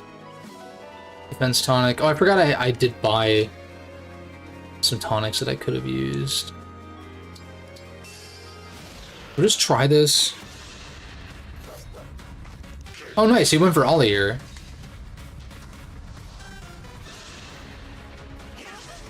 Sick dot. Dude, this villager is like on crack. The fuck? What were you thinking for team comp? I think... I know this is a paralog, so like deployment limit is a little lower. I kind of like the units that I brought here, though. I think Alfred is probably the one that I'm not as 100% on, just because he hasn't been like the most amazing. I feel like Saline's cracked. Etty is my only bow user for now, so like I feel like that's really useful. Chloe's been really good too. One of the best early game Pegasus Knights I've ever encountered. Like the fact that she can one round anything is like very impressive. And I think Louis as well has been very impressive in a lot of regards. So that's one that I'll probably keep around. Alright, so no one died this turn.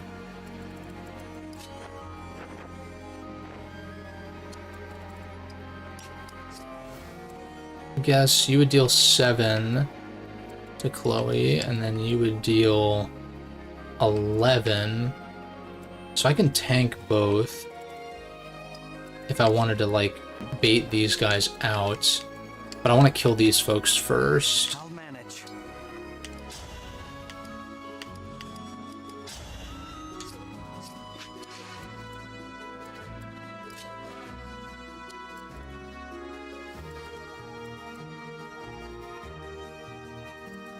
I think I just ignore this guy, because he can't even hit anybody if I move out of range. This guy would do 15, which is a bit of an issue, but I guess I don't need to go in range. I can just put you, like, here or something.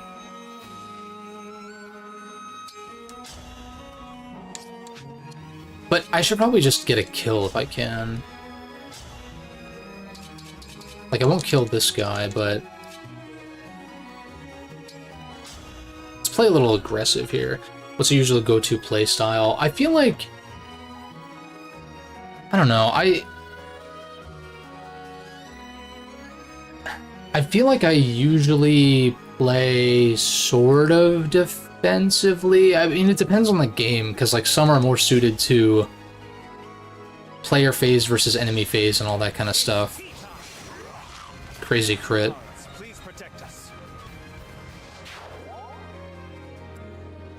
Oh, I forgot I have Canter, so I can just... Yeah, I can just bounce anyway.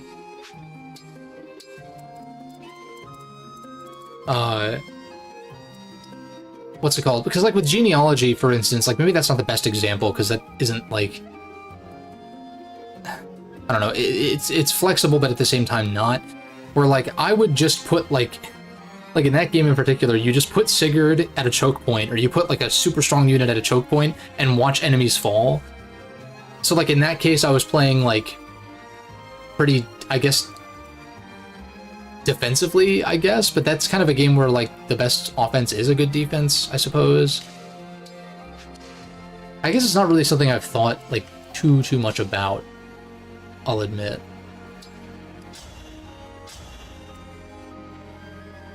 I think we just take the kill here.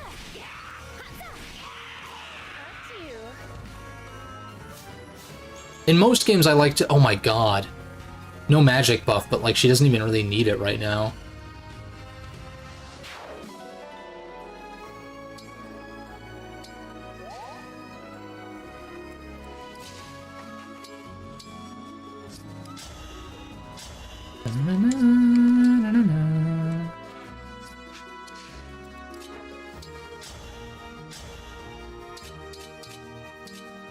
If I were to place Alir here, I would kill. I kind of like that. Did I say this already? I feel like in most games I like to think that I played pretty aggressively, but I guess that's more so like in action games, I think, that I tend to want to play more aggressive.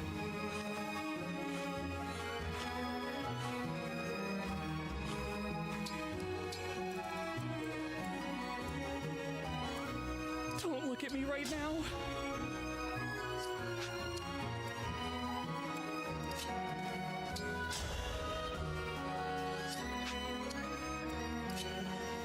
I think I just take the kill.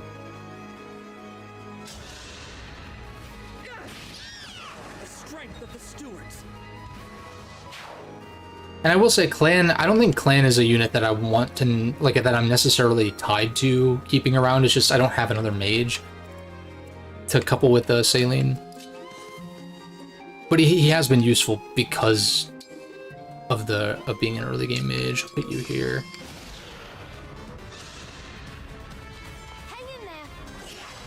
Nice defense. A child blocking an axe with his bare hands. Love to see it.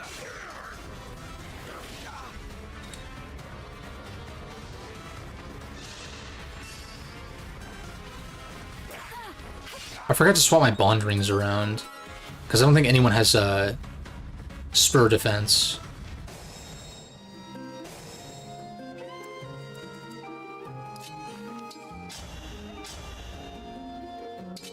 Okay, if I put Alir next to this guy, or next to Etier rather.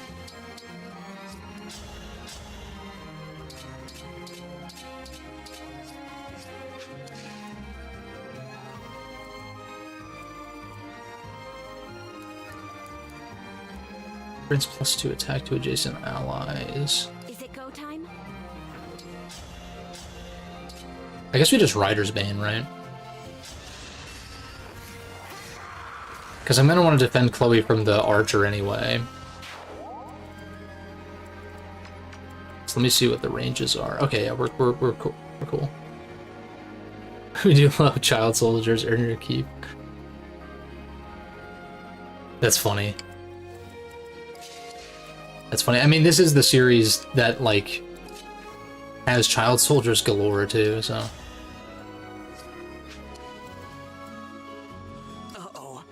Although that does remind me, the fact that I've been playing the MSX Metal Gear games for the first time, it's like just reminding me of like the connections that MGS5 has to those games. Like, because there are like, they do mention like child soldiers and shit like that in Metal Gear 2. Not Metal Gear Solid 2, but Metal Gear 2. And I was like, it's interesting that it was like, although it makes sense that it would be in there. Otherwise, it would seem a little out of left field, maybe, for MGS5 to bring that up, but, like, I don't know, I just thought that was cool. I mean, as far as like a through line, not that like child soldiers are cool, that's definitely not the case. But in fiction, as far as like Metal Gear is concerned, I think it's like just an interesting connection. I just take the guaranteed kill here. You were a good fight. I do like that skills are fairly limited beyond engaged rings, because then we don't have enemies that just all have vantage and shit, which is nice.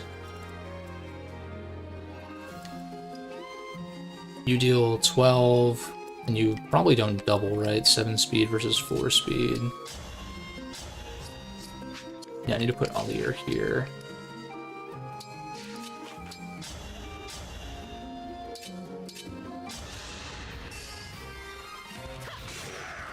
That was a good session. Oh, another criticism I have of this game so far is that the UI is kind of like, it's informative, but then on the other hand, like not, which is kind of tripping me up. Like when you go to use the SP boosters in your inventory and it like doesn't show you how much SP you have currently. Like sure, before you enter the inventory, it'll tell you, but it's just like little things like that. Like it doesn't always show you all the relevant information that you might need as you're highlighting over an option, which is like a little annoying, but then it gives you all this information otherwise where I'm just like, why not just take that extra step though?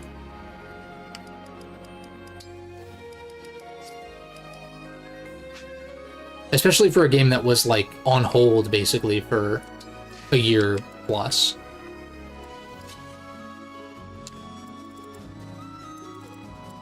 Do I press forward or do I just... I mean, I can't one-shot this guy. And I feel like it's a little risky to put him in range of everyone else here. So maybe I just javelin for some chip.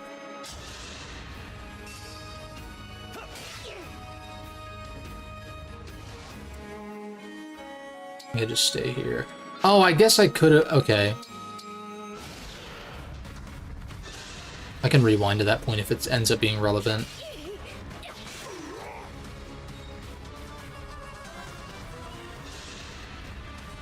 I mean... Oh, shit. Goated crit.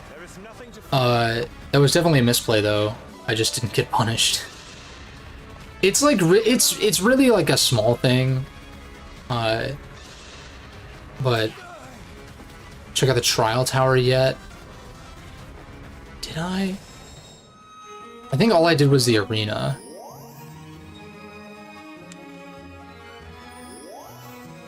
So I don't believe I've checked that out just yet. What can I do here? Can you kill? I'm starting to Oh, this is like actually amazing.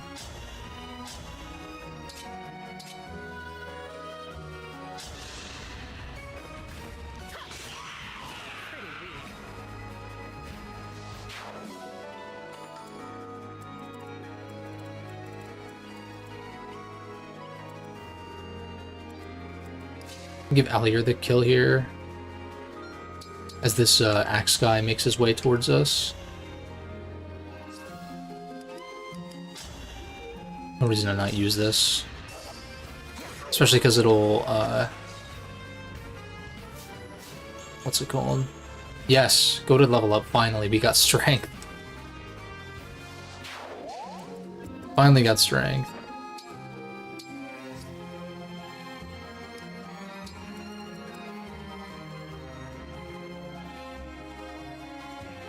Kind of pretty interesting. How it factors in the main gameplay. I am really appreciating how, like thus far, how the different systems do, like, synergize with one another.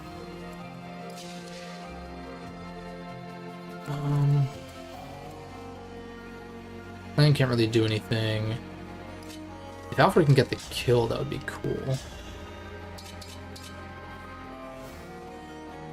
Yeah, we'll go for it. Oh, that was momentum coming into play. Glad I inherited that.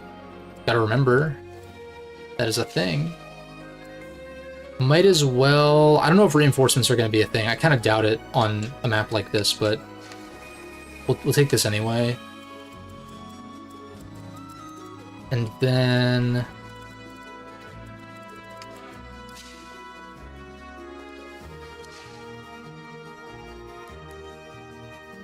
warp up to 10 spaces. Does that ignore terrain? I guess I can test it. Please grant me your strength. 2, 3, 4, 5, 6, 7, 8, 9, 10. Okay, no, it's factoring in terrain, it looks like. 7, 8, 10.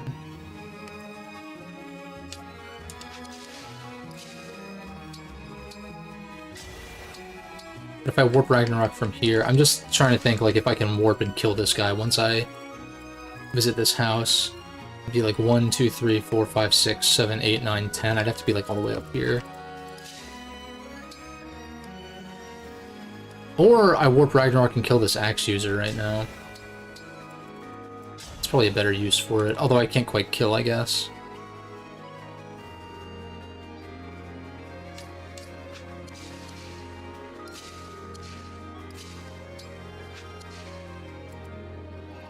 Should have gone to the convoy and given you like a tonic or some shit. I don't know. Wait, how does momentum work? It's physical attack specifically, right?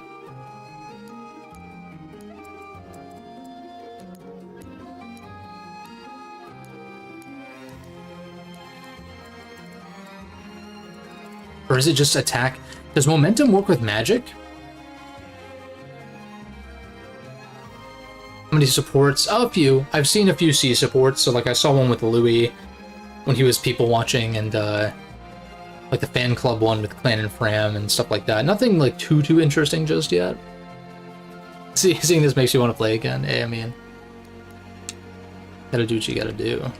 But if this applies to magic, then like I know it's kind of a waste to put Sigurd on someone like Saline, but you do it just enough to get momentum, and then you momentum warp Ragnarok, assuming that actually works. And that seems super nasty.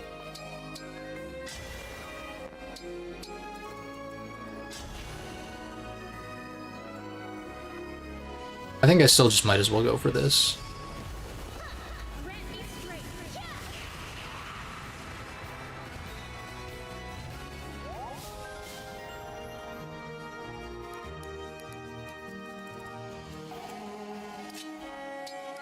I'll just put you here. That's unfortunate.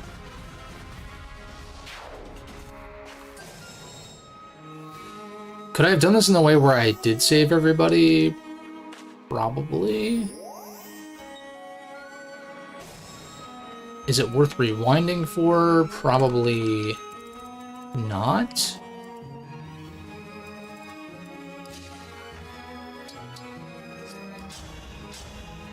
It's just straight up kills is crazy.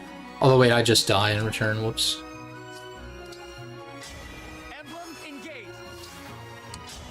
I'm probably gonna turn off engage animations. These pretty much all kill.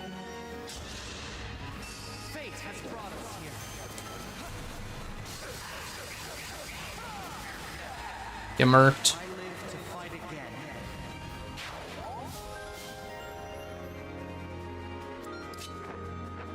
Can't quite make it here, but we'll do that next turn. We fight for peace.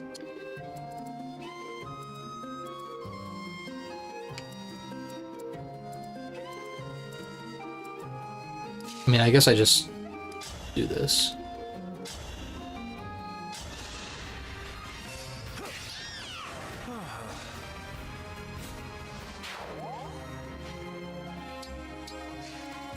Cool. We lost one villager, which is a little unfortunate, but I don't even know what the rewards are going to be. Like, sometimes the rewards are amazing, sometimes they're not. As far as, like, you know, playing perfectly or whatever. Thank you for checking in on. There's not much Energy drop. Ooh. I do think the Spirit Dust would be worth it on Saline if I'm going to stick with her as like a core unit. Especially because she barely didn't kill when I needed her to just now. Let me at What's EXP? 24. I feel like if you get a kill.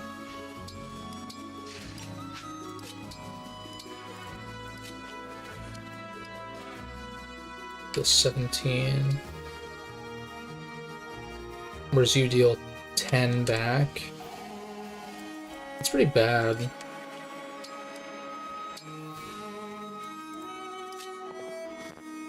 Maybe this way I can chip and then get Etier the kill.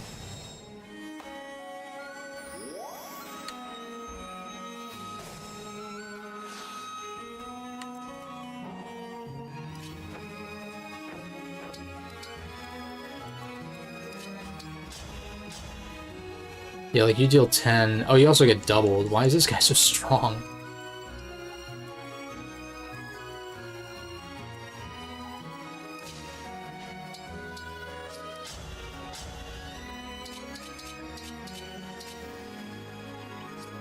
See, this is what the Silver Lance is for, precisely. 1, 2, 3, 4, 5.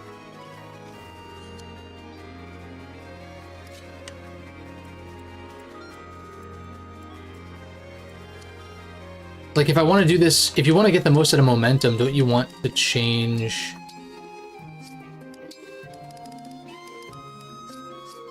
this? So, I mean, like, I know it'll automatically sometimes, yeah, optimize like that. I guess it's not really much of a difference.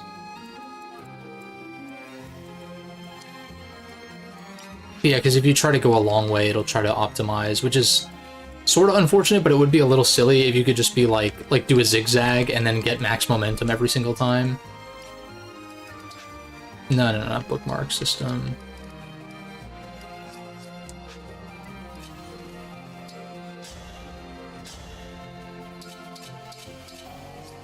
But yeah, just engage with Louis and then do big damage. I don't need to override because I'm not really in danger.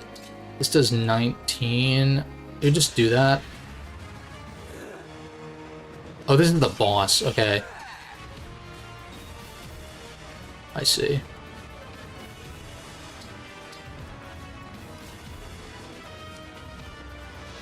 How far are you from level up? 12?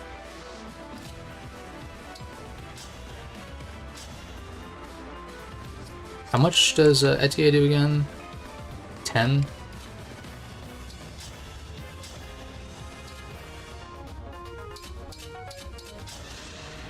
Just do this in case I can do the iron bow. Because this way I can train Alfred once and he'll get a level up.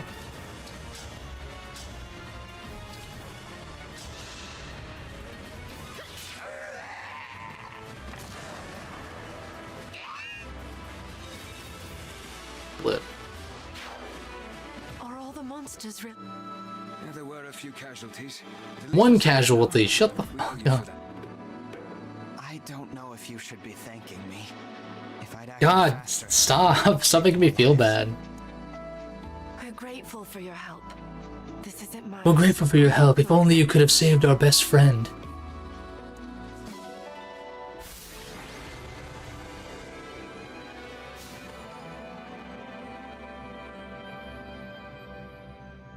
All I got is a fucking surge spell. Not even gonna recruit the medic guy. Or maybe now. Maybe. Come now, Jean. Jean Valjean. Nice people a proper thank you. Oh, right. Thank you for saving our village. Except for that one guy that you let to die tragically. We saved it together. You did well today, Jean. Oh, I introduced myself to you, but I never asked your name, did I? Well, there was a lot going on. I'm the Divine Dragon. The Divine Dragon? From the land of Lethos? Oh, please forgive my rudeness. Don't mention it. Like I said, there was a lot going on at the time. What brings such a splendid personage to our humble village? I've been on a journey to defeat the Fell Dragon and bring peace to the world. The whole world? Wow. Oh, nice. My dream has always been to become a doctor so I can save people. But with monsters running rampant, I might die before I can do that. Look what just happened. At the Divine Dragon's side, I think I can learn to fight and to heal people at the Oh, same and I time. guess going back to the topic of like child soldiers in games, I know people are some people are understandably skeptical of like the Metal Gear Solid 3 remake. I'm excited because it's going to be faithful and all that. And plus I already have MGS3 accessible anyway, and I love that game. I mean, I love Metal Gear Solid just in general, but the idea of the first two Metal Gears getting remade is exciting just because of the connection. Like it could go full circle with to connect to MGS5. I guess with those games though, you'd be changing so much. In theory, if you made it more like a Metal Gear Solid game, then you probably would want Kojima in that case. And like you want Kojima on any Metal Gear project, obviously, but I feel like with the remake, it's like less of a concern because they already have the framework for like what was already done by his direction. If Sean wants to come, I don't mind. Though I understand why you'd be worried. Well, if he has your permission, then I can only ask that you take good care of my boy. What? You're actually allowing him to go? Father, I told you, you don't need to worry about me. In fact, when I do return, I'll be a first-rate doctor. How quickly they grow up. Of course, Sean. Be a good boy, a hard worker. I will. The feeling This is ridiculous. Sean. I have a hunch that I'll be leaning on. Another healer. Pretty sick. Well, okay, I guess not sick if we have another healer, but you know what I mean. Thank you.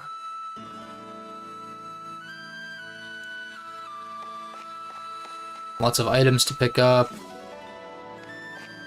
Just bond fragments. Why don't you just like give me bond fragments as a reward for completing a map instead of making me run around and do this shit?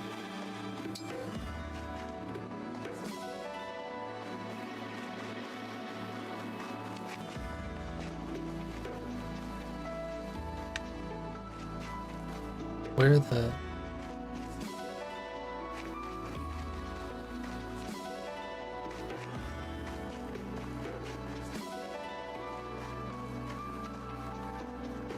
Because, like, in a game like this where you want every advantage you can get, like, I know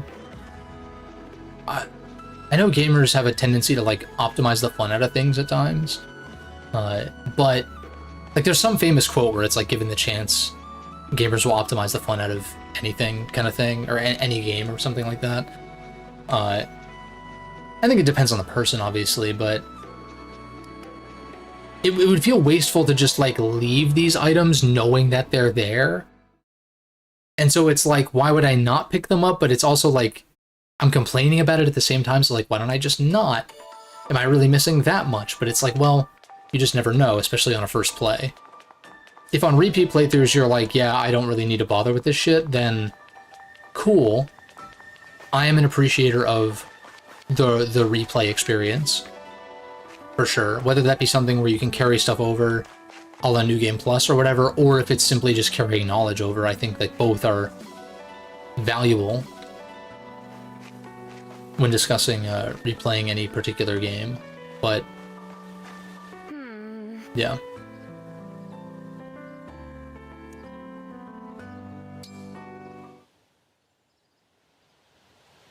I really enjoyed our tea party today. Thanks for The pleasure is all mine, Divine One. Our conversation made for an excellent spice over an already fine tea. The tea was fine, wasn't it? I'm glad you appreciated it.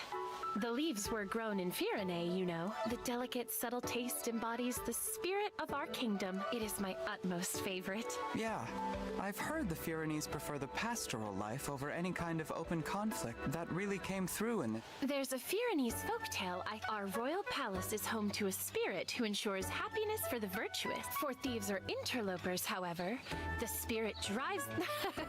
Imagine, driven off by the prankish antics of a spirit. No serious consequences at all. How effective a deterrent do you suppose such a spirit really Dude, is? she wants people to, like, die. She wants the spirit to, like, actually kill people. Even so, which is crazy. it's the Or at least, like injure them or some shit. reflects the Firenese character. I can respect it. Yes. Yes, it is.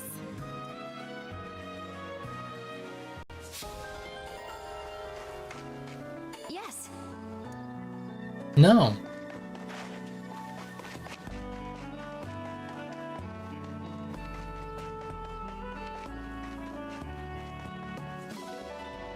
And by that same virtue, it's like, why would I ever not go to the Somniel given the option, right?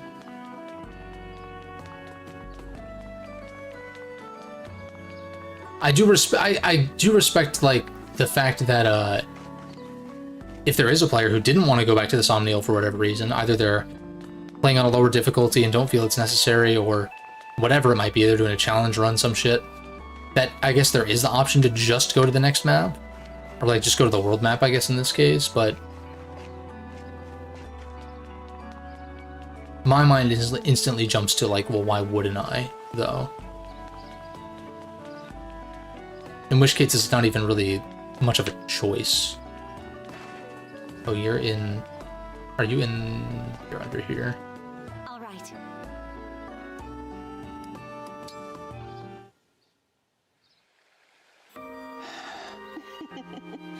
Huh? Oh, good morning. Were you watching me sleep? Again? Were you sleeping in the middle of the fucking yard? Yes. Sorry about... You should just leave me be if I nod off while I'm sitting outside. Oh, okay, that makes more sense. It's unnerving to wake up on your own and find someone staring at you. Oh, I never meant to do that, Divine One. But you slept for 1,000 years. Your sleeping form is so heavenly. I get that, but I still must have been a ridiculous sight. Oh no, but I have a compromise. If I'm always there when you wake up, maybe you'll get used to it and it won't be so startling. She's so down bad, it's hilarious. All we'd have to do is set up an extra bed for me in your chamber. Nope. Unless... Oh dear.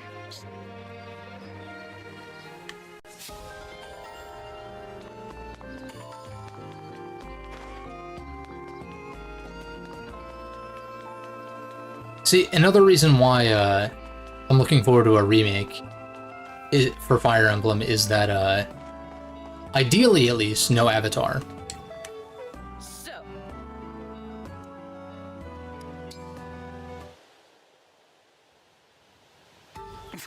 Although I'm at least glad that the Avatar here, like Ollie here, actually speaks and has a personality.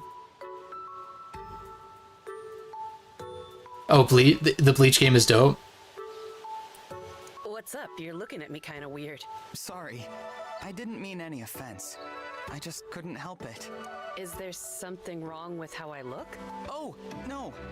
Then tell me why you're laughing already. Well, you know how you're always so confident? Huh?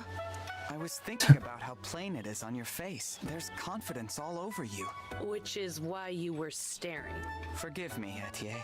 Nah, I don't mind. I'm actually a little honored to help out the Divine One. If staring at Movement feels a bit weird. Go ahead and stare all. Thank you. I mean, it's a little embarrassing, but I'm very curious to check it out, assuming that I could get it to run on my computer, considering there's been like crashing issues and shit on PC apparently. See you around, Divine One. For a Bleach Rebirth of Souls.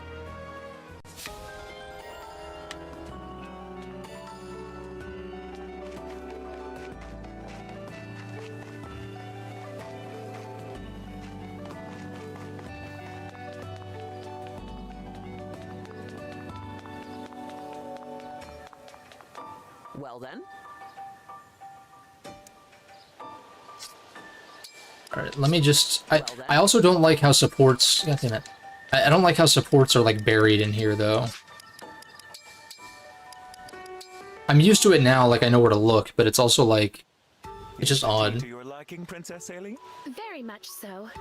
I smell a hint of citrus. It brings to mind the blossoms often found during... Taken all together, the... I endeavor to... This black tea is a mix of leaves from southern Firene with dried fruit rinds and flowers. It's heavenly. The chance to sip the tea you brew is one of the small joys that gets me through each day. Somewhat related. Do you remember... Yes, you said that they would produce a unique and distinctive flavor, if I recall. You recall correctly. I have a lead on how one might acquire such lead. Truly? Excellent. Cool.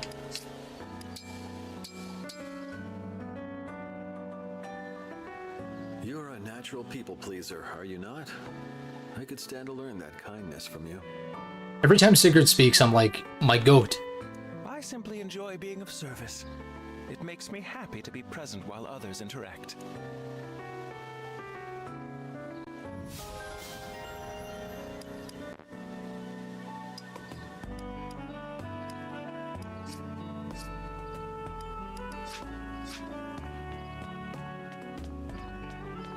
Alright, I think, I mean, I could, like, inherit more and blah, blah, blah.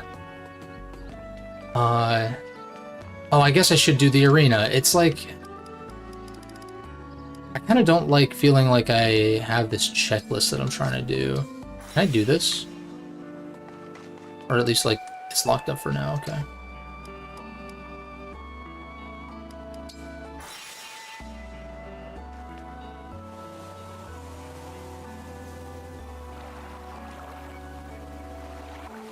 I guess it's not the worst thing ever. Oh, I recognize this thing from, like, the marketing or something.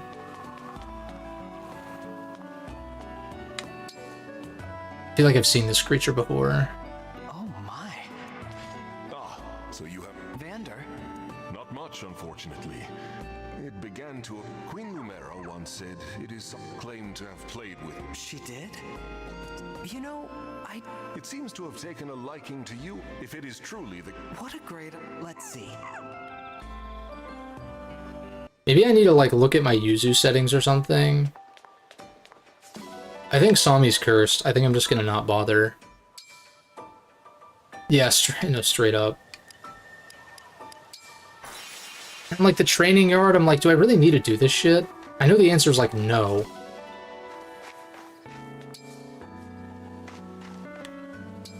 But it's like what I said earlier, where it's like... But at the same time, why would I not do these things that are, like, don't have a downside except for them being tedious? Like, it's not like there's a mechanical downside to doing these, you know what I mean? And, like, coming to the Somniel in general.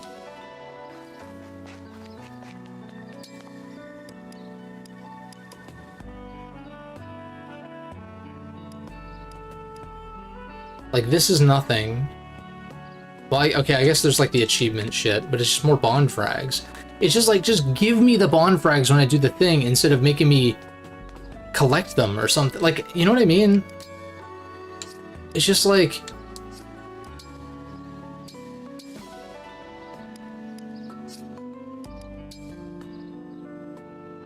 Like, RPGs... I'm just gonna go to the next level, I guess. RPGs can already be so tedious from the get-go, and I like the micromanaging stuff, but, like, to a point. And that stuff already exists when you, even if you factor out a lot of the Monastery Somniel kinds of shit.